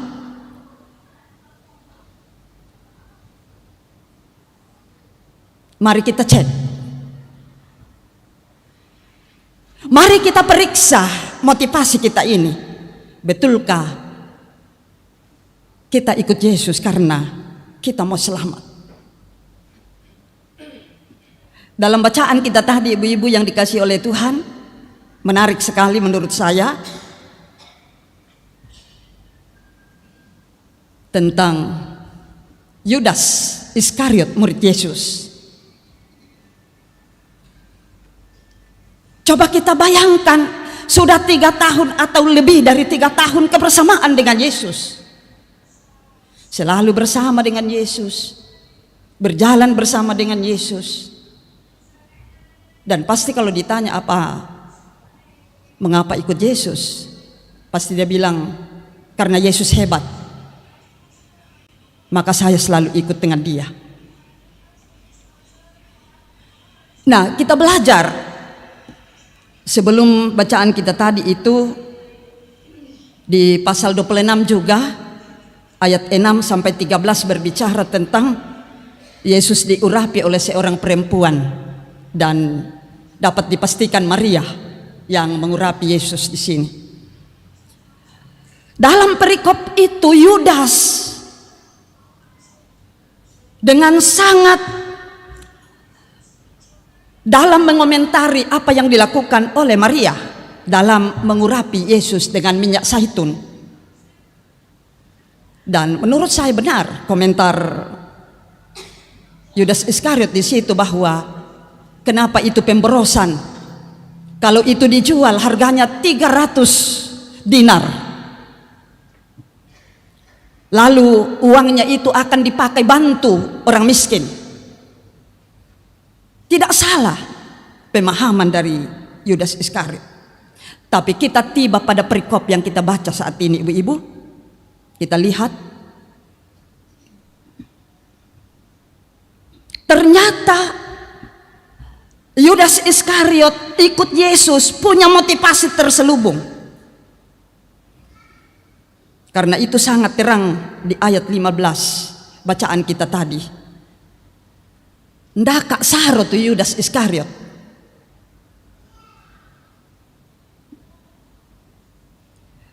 Melakukan perjalanan bersama Yesus kurang lebih atau lebih dari 3 tahun. Ternyata Yudas punya motivasi keliru untuk mengikut Yesus. Karena persoalan hati dari Yudas Iskariot. Saudara-saudara, kalau kita belajar siapa Yudas Iskariot itu, dia dalam komunitas murid-murid Yesus. Dia adalah bendahara dalam komunitas murid-murid Yesus. Artinya Yesus memberi peranan penting, jabatan yang tinggi kepada Yudas Iskariot, seorang bendahara. Kalau seorang bendahara itu saya yakin pasti banyak uangnya. Ibu bendahara klasis ya. Biar tidak ada uang di situ tapi banyak uang di jemaat, uangnya juga ibu bendahara.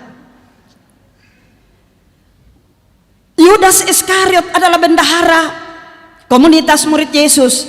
Yesus memberi peranan penting ini, jabatan tinggi ini, dengan maksud karena Yesus sudah tahu siapa Yudas Iskariot sebenarnya.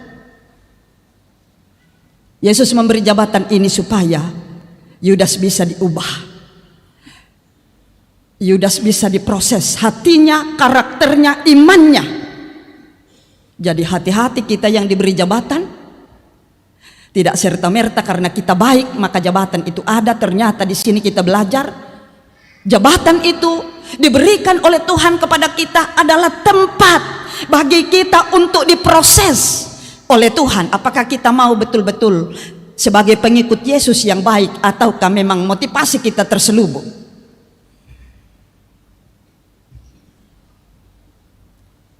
Kebersamaan Yudas dengan Yesus kurang lebih 3 tahun itu tidak dapat mengubah motivasi terselubung dari Yudas.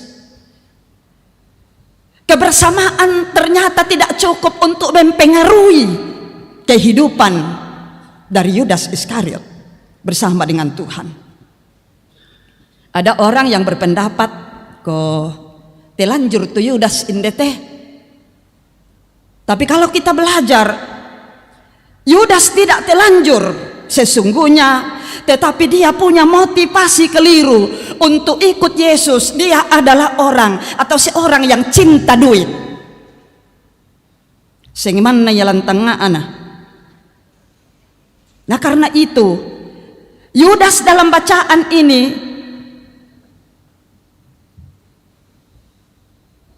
menjual gurunya, Tuhannya sekalipun. Dia rela menukar Tuhannya dengan duit. dan dia rela kehilangan sahabat-sahabatnya hanya karena uang.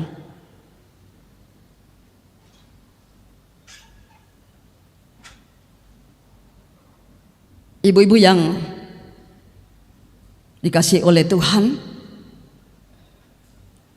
ternyata kalau kita merenungkan, Yudas terbawa oleh pilihan hati, soal hatinya belum dibereskan.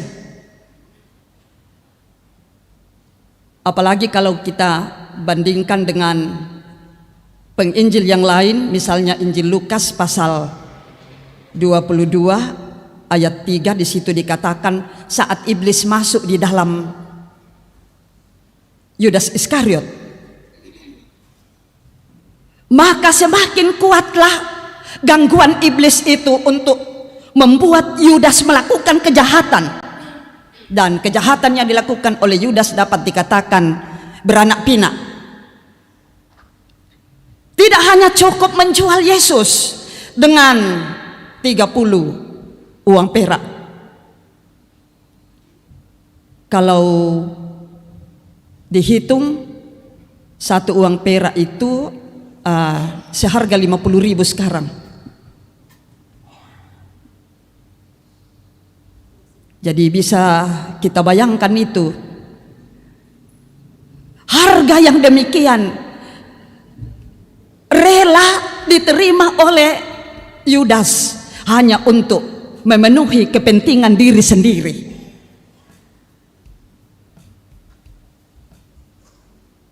Hatinya dipenuhi oleh kejahatan. Ternyata hati yang dipenuhi oleh kejahatan juga menjadi indikasi hati yang belum disunatkan di hadapan Tuhan, belum bertobat, dan itu potensi merugikan diri sendiri dan juga mengorbankan orang lain. Karena kalau kita baca seterusnya tentang Yudas ini, maka kita dapatkan pada saat Yesus mati, Yudas mulai menyesal, tapi dia tidak bertobat. Dia menyesal, lalu dia berupaya untuk mengembalikan duit 30 perak itu kepada imam-imam kepala, tapi ditertawakan oleh imam kepala. Lalu dia pergi membuang ke bait suci uang 30 perak itu. Kemudian Yudas menggantung diri. Itu yang saya katakan dosa kejahatan beranak pinak. Nah, dalam kehidupan kita ibu-ibu kekasih, mungkin kita tidak menjual Yesus seperti Yudas. Tetapi kadang dalam kehidupan kita ini kita menjual kejujuran, kita menjual keadilan, kita menjual kebenaran hanya karena mementingkan diri sendiri, hanya karena mau kita senang dengan apa yang kita capai dalam hidup ini. Kalau kita membaca Amsal 4 ayat 23, di situ dikatakan, jagalah hatimu dengan segala kewaspadaan, karena dari situlah terpancar kehidupan. Jadi ternyata persoalan hati ini penting kita jaga. Bagaimana menjaga hati kita? Yesus mengajarkan dalam perikop berikutnya, Yesus mengajarkan bagaimana selalu mengucap syukur kepada Tuhan, berdoa, bagaimana kita senantiasa dalam komunitas bersama-sama, saling mempedulikan satu dengan yang lain, rela mengorbankan apa yang kita miliki untuk orang lain.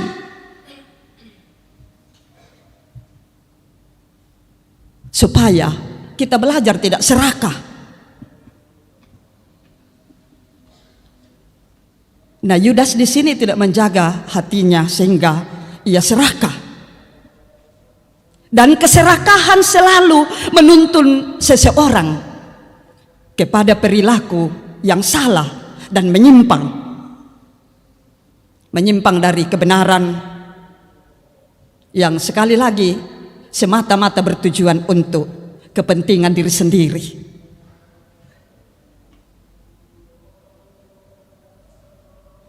Karena serakah, maka saya dapat mengatakan Yudas Iskariot melakukan pengkhianatan. Yudas lebih menginginkan uang daripada hidup bersama dengan Tuhannya. Nah, untuk kita semua, apa yang sudah dan akan kita lakukan dalam hidup ini, dalam persekutuan ini? Apa yang akan kita lakukan? Tentu yang akan kita lakukan, wujudkan ke depan itu sesuai dengan motivasi bersama-sama, motivasi diri kita.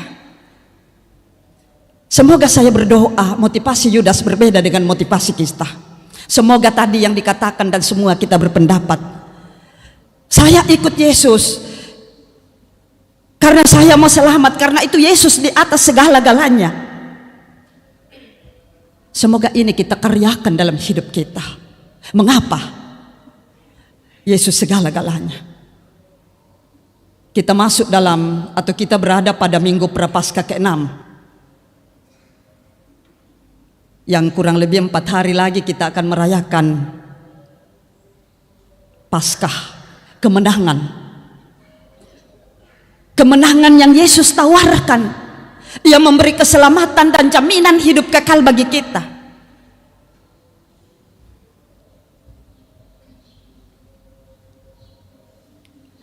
Yesus tidak mementingkan dirinya sendiri, karena itu dia rela apa yang dia miliki diserahkan sepenuhnya untuk kebaikan umatnya. Apa yang dia miliki, hidupnya, keallahannya, dia berikan untuk kebaikan kita semua. Dan dalam persekutuan ini, ibadah syukur bulanan, baik klasis maupun jemaat Beringkanaya, kita juga bersama-sama bersyukur oleh karena emansipasi yang dilakukan oleh Raden Ajeng Kartini, pejuang perempuan, supaya perempuan bisa menikmati pendidikan tinggi. Dan satu semboyan dari R.A. Kartini, habis gelap terbitlah terang, sama dengan yang dilakukan oleh Yesus. Kegelapan dosa yang begitu kuat menekan hidup kita, di dalam Yesus dibereskan. Dia memberi kemenangan, dan mesti kemenangan ini harus kita isi. Apapun potensi yang Tuhan sudah letakkan dalam kehidupan kita, ini harus kita pakai untuk menyambut kebaikan Tuhan yang telah mengangkat kita semua dari lumpur dosa. Nah, karena itu saya berpikir tidak ada lagi yang akan seperti Yudas Iskariot. Apalagi kita sebagai wanita-wanita yang dimenangkan oleh Raden Ajeng Kartini. Mungkin saya tidak bisa jadi pendeta seandainya tidak ada perjuangannya PWGT dengan R.A. Kartini. Karena tidak bisa berpendidikan tinggi perempuan pada saat itu. Nah, karena itu ibu-ibu kekasih, tentu itu dilalui dengan pengorbanan. Nah, bagaimana kita mensyukuri pengorbanan baik Yesus maupun pejuang wanita R.A. Kartini ini dalam kehidupan kita? Yang pasti, seperti perenungan firman Tuhan dalam minggu ini dalam gereja kita, yang pasti pergumulan, persoalan dan kesusahan pasti hadir dalam kehidupan kita. Tapi kita belajar dari Ibu Raden Ajeng Kartini ini, ada kekuatan yang mendorong dia. Dia begitu gigih berusaha untuk mencapai cita-cita. Pada diri R.A. Kartini, kalau kita belajar tentang dia adalah seorang perempuan yang patuh atau menghormati orang tuanya. Dalam hukum 10 hukum, supaya kita diberkati, di tanah yang Tuhan berikan sebagai anak, maka harus kita menghormati orang tua. Dan itu R.A. Kartini lakukan. Tidak hanya itu, dia rela berkorban. Dan itu berarti ia mengedepankan kepentingan bersama di atas kepentingan diri sendiri. Dan untuk melengkapi perenungan kita ini, maka tanggal 21 April kalau ada film di TVRI biasa tentang film Kartini itu. Nilai apa yang bisa kita pelajari dari film Kartini?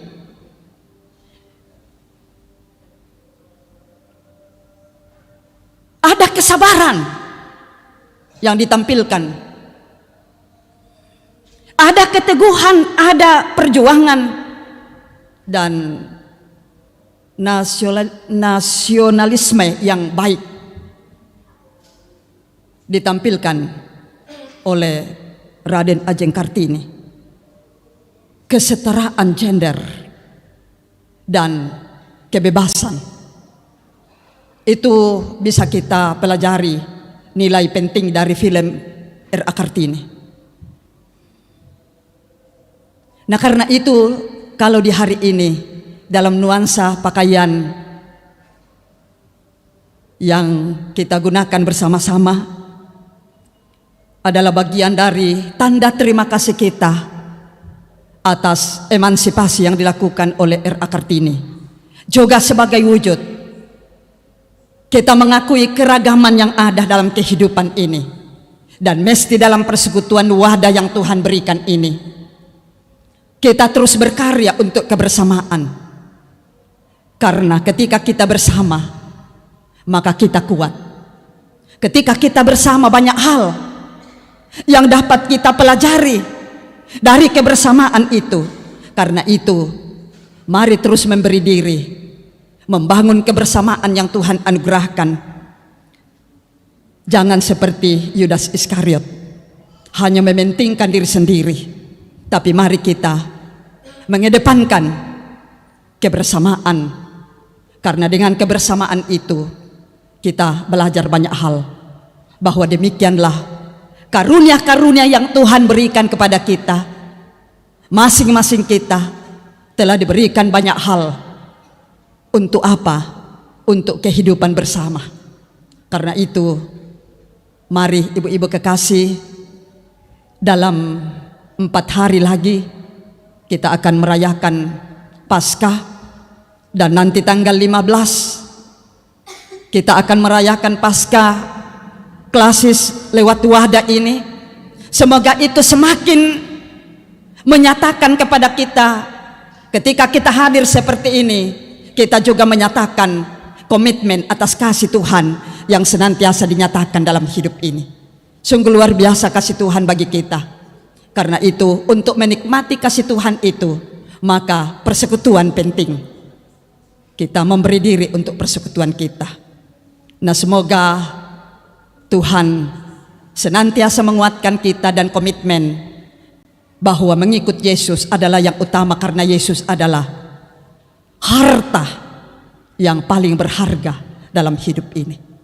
Karena itu, mari jaga hati kita untuk terus menyenangkan Dia dan juga berbuat sesuatu bagi sesama kita. Terpujilah nama Tuhan, dan amin firman-Nya.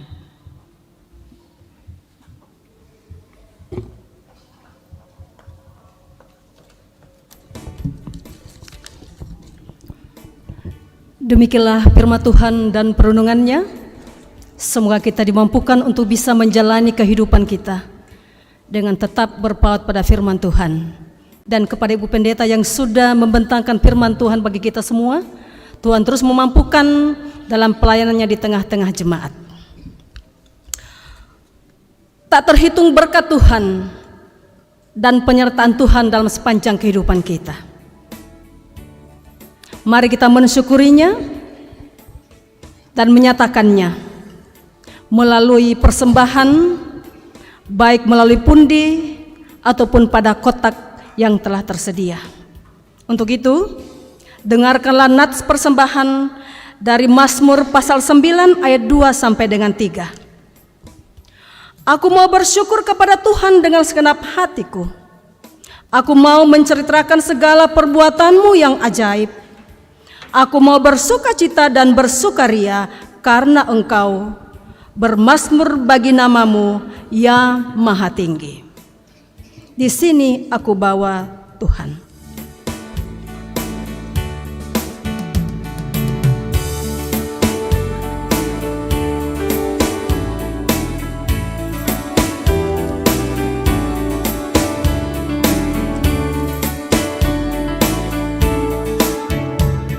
Di sini aku bawa Tuhan, persembahan hidupku semoga berkenan.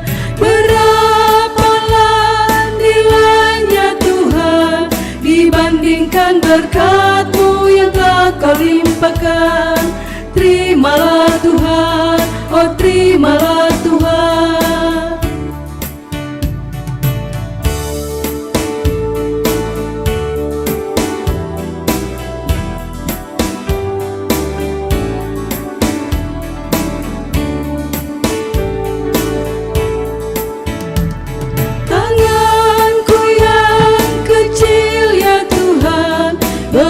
Mencari makan sendiri ya Tuhan.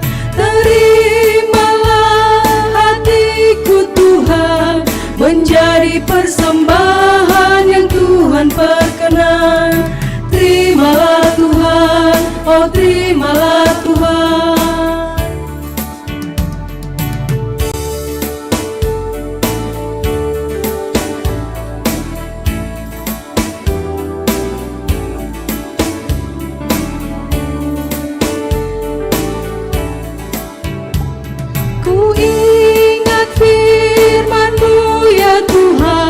Yang mengajarkan kami mengingat yang kecil. Berkati semuanya Tuhan, supaya persembahan tetap mengalir terus. Terimalah Tuhan, oh terimalah Tuhan. Ayat 1 Kantoria.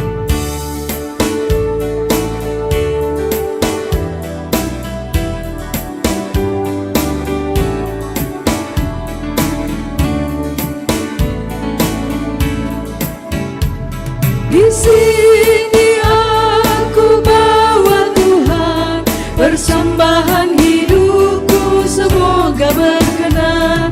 Berapalah nilainya Tuhan dibandingkan berkat-Mu yang telah Kau limpahkan.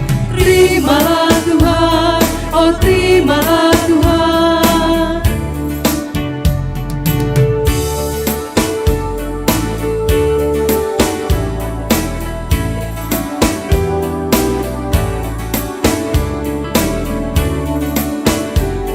Dua semuanya. Tanganku yang kecil ya Tuhan, belum mencari makan sendiri ya Tuhan. Terimalah hatiku Tuhan, menjadi persembahan yang Tuhan perkenan. Terimalah Tuhan, oh terimalah Tuhan. Berturut-turut dipersilahkan persembahan pujian paduan suara PWGT Klasis Makassar Timur dan paduan suara PWGT Jemaat Biringkanaya. Disilahkan.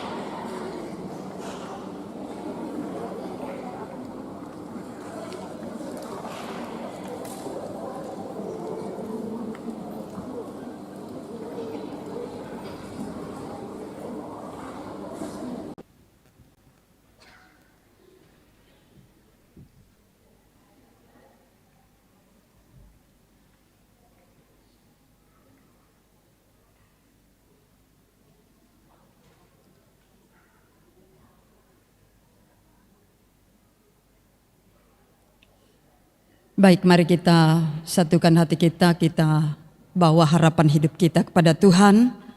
Dalam doa syafaat kita berdoa. Terima kasih anugerah yang Kau nyatakan pada sore malam hari ini Bapa, dalam wadah Persekutuan Wanita Gereja Toraja Klasis Makassar Timur. Kami telah beribadah kepadamu, mengagungkan namamu. Terima kasih atas segala hikmat yang Tuhan berikan, sehingga kami juga boleh diperlengkapi oleh firman-Mu malam ini. Kiranya apapun tantangan kehidupan yang kami hadapi, motivasi kami mengikut Yesus senantiasa kami karyakan dengan baik. Jauhkan kami dari berbagai motivasi yang keliru. Karena itu Bapa, biarlah di masa prapaskah bahkan pada perayaan Paskah, kami senantiasa merenungkan perjalanan hidup kami. Selaku seorang ibu di tengah-tengah keluarga, di tengah-tengah persekutuan jemaat, bahkan dalam masyarakat, kami bersyukur atas peran yang baik Tuhan telah anugerahkan. Dan semua itu sudah melalui perjuangan yang gigih dari tokoh perempuan R.A. Kartini. Terlebih pengorbanan Tuhan Yesus yang telah menyatakan keberpihakan kepada kami, bahwa dalam apapun kenyataan hidup yang kami hadapi, kasih dan anugerah Tuhan senantiasa dijaminkan dengan baik. Ini yang akan mengobarkan semangat kami untuk terus berkarya dalam persatuan dan persekutuan dengan baik, dalam mengisi kemerdekaan dari dosa. Hendaknya hidup kami bermanfaat bagi sesama kami dan memuliakan Tuhan. Di tengah-tengah persekutuan syukur, ibadah syukur bulanan Klasis Makassar Timur melalui wadah Persekutuan Wanita Gereja Toraja dan juga di Jemaat Beringkanaya ini, kami datang membawa kehidupan kami semua yang hadir. Engkau tahu keberadaan kami, Engkau tahu harapan kami, Tuhan, kiranya campur tangan di dalamnya. Kami berdoa buat seluruh anggota PWGT.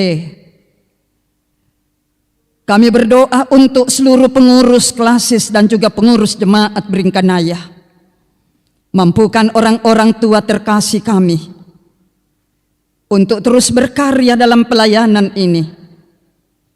Dan juga pada saat ini Engkau mengutus hamba-Mu Ibu Pendeta Mike Taparan untuk berbagi bagi kami ilmu yang telah didapatkan, memperlengkapi kami dengan baik dalam mengasuh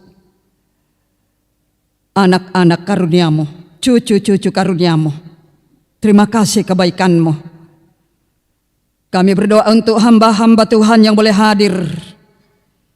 Terus juga Engkau dampingi dalam pelayanan, dalam kesempatan apapun, dalam pelayanan jemaat, dalam pelayanan di tengah-tengah keluarga.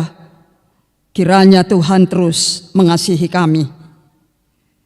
Dalam perhimpunan ini Tuhan, kami telah menyatakan tanda syukur kami. Persembahan yang telah kami kumpulkan, baik melalui kotak persembahan dan juga pundi. Tuhan, kiranya menyenangkan hati-Mu.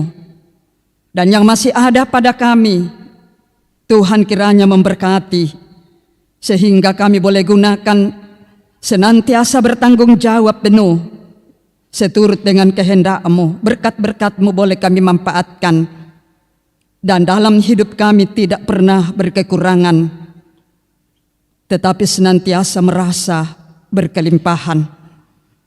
Dalam persekutuan ini kami berdoa buat ibu-ibu kekasih yang tidak sempat hadir karena berbagai keadaan yang menekan hidup mereka. Tolong beri semangat baru, dan kiranya bersama-sama dengan kami mampu menata waktu untuk terus membangun persekutuan seperti saat ini kami boleh datang. Dan bagi ibu-ibu yang tidak sempat hadir karena dalam kelemahan tubuh, sembuhkan, yang dalam duka cita hiburkan. Kami doakan Ibu kekasih Ibu Elizabeth Rise yang rencana operasi tanggal 15 April. Ya Tuhan, teguhkan Ibu terkasih, biarlah kiranya menghadapi proses operasi ke depan boleh terlaksana dengan baik, dan berkati para dokter yang akan menolong Ibu kekasih ini dalam operasi, biarlah boleh mendatangkan kesembuhan. Juga kami bersyukur di tengah-tengah jemaat Beringkanaya atas pertolongan Tuhan.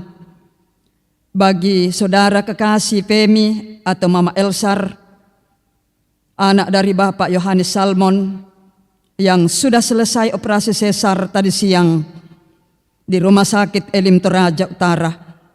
Pulihkan Ibu terkasih dan berkati anak karuniamu bertumbuh dengan baik dalam kasih sayang Tuhan. Dan semua yang berperan dalam ibadah saat ini, ya Tuhan, berkati kami sekalian, baik berperan dalam liturgi maupun dalam paduan suara. Kiranya semua menyenangkan hati Tuhan, dan juga kami terus mendapat berkat untuk memberi diri dan waktu kami. Apapun yang kami miliki juga kami belajar untuk mempersembahkan yang terbaik bagi Tuhan. Ya Tuhan, kami berdoa untuk semua program pengurus klasis Makassar Timur dalam wadah persekutuan ini maupun program jemaat melalui pengurus PWGT Jemaat. Tuhan, mampukan orang-orang tua, saudara-saudara terkasih kami untuk dapat melaksanakan pelayanan melalui program-program yang ada. Biarlah kiranya boleh dilaksanakan seturut kehendak Tuhan. Kami berdoa untuk pengurus pusat, secara khusus Ibu kekasih Ibu Koordinator Wilayah. Tuhan, mampukan untuk dapat berkarya dalam pelayanan yang Tuhan telah berikan dalam bangsa dan negara, dalam rumah tangga, dan juga dalam persekutuan ini, Persekutuan Wanita Gereja Toraja. Ya Tuhan, kami berdoa untuk bangsa dan negara kami, berkati. Demikian juga pemerintah kami dari tingkat pusat hingga ke pelosok tanah air. Tuhan, karuniakan hikmat untuk terus melayani Engkau melalui pemerintah yang Tuhan boleh anugerahkan dengan baik dalam bangsa negara ini. Jika sebentar Bapa kami akan kembali ke jemaat masing-masing, ke rumah anugerah-Mu, kami mohon Engkau lingkupi kami dengan kuasa kasih-Mu. Jauhkan dari mara bahaya, tibahkan dengan penuh selamat ke rumah anugerah-Mu. Dan peliharakan kami bersama-sama. Kiranya terus mencintai persekutuan ini dengan baik. Oleh karena komitmen kami, bahwa harga yang harus kami lakukan adalah mengikut Engkau. Sebagai harga yang sangat tinggi dalam hidup ini, untuk senantiasa menjawab segala kebaikan-Mu dalam keselamatan yang telah Engkau karyakan bagi kami. Ya Bapa di sorga, apapun tantangan hidup kami selaku seorang ibu, Tuhan mampukan kami untuk menghadapinya dengan baik. Biarlah kami boleh membangun cinta kasih di antara satu dengan yang lain. Dan itu bagian dari kami menjawab kebaikan Tuhan dalam hidup ini. Kami berdoa buat suami anugerah-Mu, buat anak-anak cucu karunia-Mu, dimanapun mereka berada saat ini. Tolong Engkau senantiasa memimpin mereka juga sehingga kami bersama-sama membangun rumah tangga anugerah-Mu dengan baik. Dan anak-anak cucu-cucu karunia-Mu menjadi kebanggaan bagi kami. Karena itu Tuhan, tolong jauhkan mereka dari berbagai gangguan kuasa gelap. Mereka adalah harapan kami, harapan bangsa dan negara, harapan gereja. Karena itu peliharakan anak cucu anugerah-Mu. Ya Tuhan, inilah doa syukur dan permohonan kami. Biarlah semua yang telah kami berikan senantiasa berkenan kepada-Mu dan juga akan menjadi berkat bagi sesama kami dalam hidup ini. Sempurnakan permohonan kami ini Bapa, karena semuanya kami bawa di dalam nama Tuhan Yesus Juru Selamat kami, yang telah mengajar kami berdoa bersama-sama demikian. Bapa kami yang di sorga, dikuduskanlah nama-Mu, datanglah kerajaan-Mu, jadilah kehendak-Mu di bumi seperti di sorga. Berikanlah kami pada hari ini makanan kami yang secukupnya, dan ampunilah kami akan kesalahan kami, seperti kami juga mengampuni orang yang bersalah kepada kami. Dan janganlah membawa kami ke dalam pencobaan, tetapi lepaskanlah kami daripada yang jahat. Karena Engkaulah yang empunya kerajaan dan kuasa dan kemuliaan sampai selama-lamanya. Amin.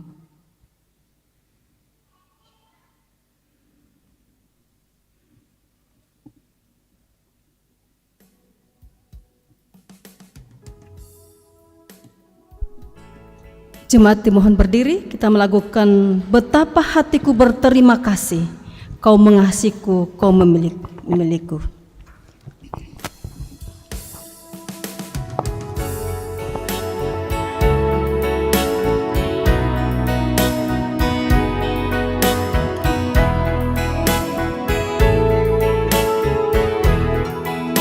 Betapa hatiku berterima kasih Yesus, Kau mengasihiku, Kau memilikiku.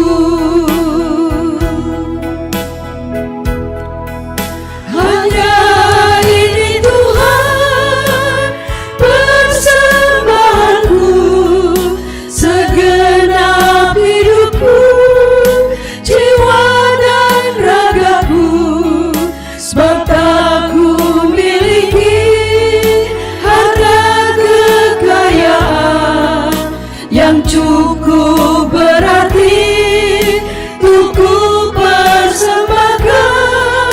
Hanya ini Tuhan permohonanku, terimalah Tuhan persembahanku, pakailah hidupku sebagai alat-Mu seumur hidupku.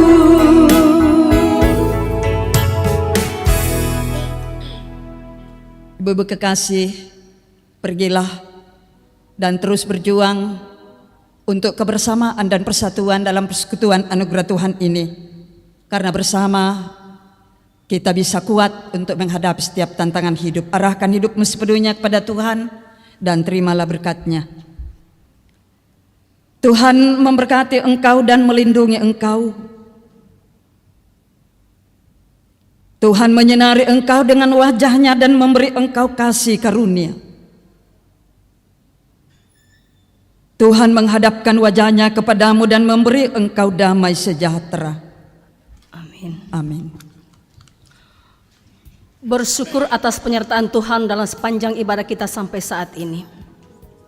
Mari kita kembali ke dalam rutinitas kita setiap hari. Dan dengan iman kita percaya bahwa dimanapun kita berada, kasih Tuhan akan selalu beserta kita. Tuhan Allah beserta engkau.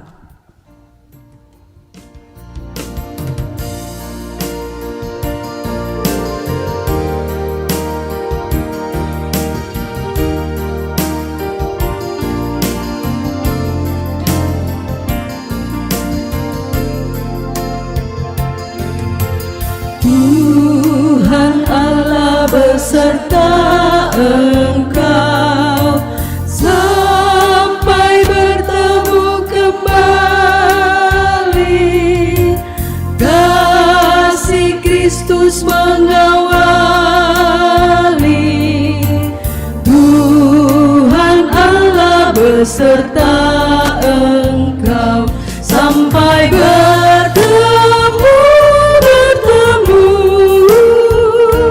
sampai lagi kita bertemu, sampai bertemu.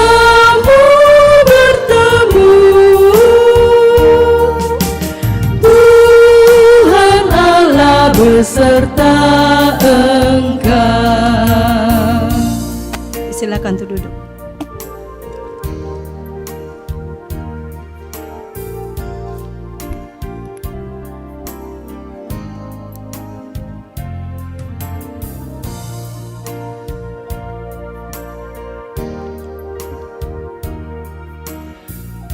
Demikian ibadah saat ini.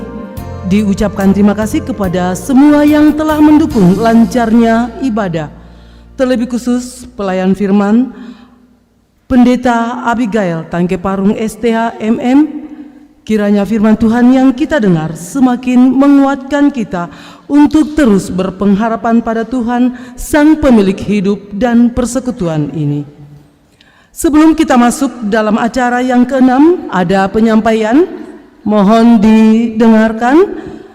Disampaikan kepada paduan suara PWGT Klasis. Setelah dari sini untuk bersama-sama ke Klasis melaksanakan latihan paduan suara. Gabungan, ya. PWGT gabungan, ya. Masuk dalam acara yang ke-6 yaitu istirahat, dan disilakan kepada Bapak Pendeta Manase untuk memimpin kita dalam doa. Tadi ada berkat yang telah kita terima dari Nyonya Rumah ini.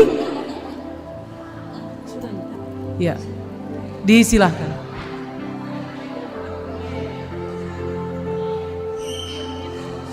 Ya, kita bisa tenang sebentar. Ya. Iya, dako patarui. Iya. Iya. Oke. Mana setengah tenang? Iya. Mari kita berdoa. Seusai kami beribadah kepadamu Tuhan, kami akan kembali ke alamat kami masing-masing. Kami percaya Tuhan Yesus akan tetap menyertai kami, baik yang berjalan kaki maupun yang menggunakan kendaraan. Dan keselamatan dalam berkendaraan akan tetap menjadi bagian hidup kami. Namun sebelumnya Tuhan, kami bersyukur atas kasih dan pemeliharaanmu yang boleh kami alami dalam perjumpaan kami bersama dengan Persekutuan Wanita Gereja Toraja Klasis Makassar Timur bersama dengan Persekutuan Wanita Gereja Toraja di Jemaat Biringkanaya di tempat ini. Begitu indah persekutuan ini, dan kami yakin keindahan hidup kami pun akan kami nyatakan sebagai pengikut Kristus, untuk kemudian kami bersama-sama menata hati kami untuk kemuliaan Tuhan. Terima kasih atas firman-Mu yang telah disampaikan oleh hamba-Mu Ibu Pendeta Abigail Tangke Parung. Demikian juga ya Tuhan, materi yang telah disampaikan oleh hamba-Mu Ibu Pendeta Mika Taparan, dan kiranya semuanya tetap berguna bagi pertumbuhan kedewasaan iman kami. Oleh jemaat penghimpun telah membagikan kepada kami semua berkat berupa makanan. Kami percaya itu bersumber daripadamu yang telah dikelola dengan baik, dan kami akan terima dengan mengucap syukur kepada sumber kehidupan, yaitu Tuhan kami Yesus Kristus. Kami pun tetap berdoa kepada mereka yang hidup dalam penderitaan karena berbagai sebab. Tuhan pakai orang-orang yang Tuhan perkenan, bahkan juga bagi kami sekalian, untuk mengulurkan tangan kepada mereka yang membutuhkan. Dan inilah doa kami, doa syukur yang kami sampaikan kepadamu melalui Tuhan kami Yesus Kristus yang adalah sumber berkat, sumber kehidupan. Kami datang berdoa. Haleluya. Amin. Demikian, terima kasih.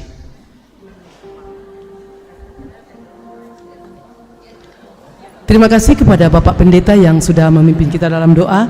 Dengan berakhirnya istirahat sebentar, maka berakhir pula rangkaian ibadah syukur bulanan PWGT Klasis Makassar Timur pada saat ini. Terima kasih atas ketenangan kita dalam beribadah. Tuhan memberkati kita. Bongi Melo.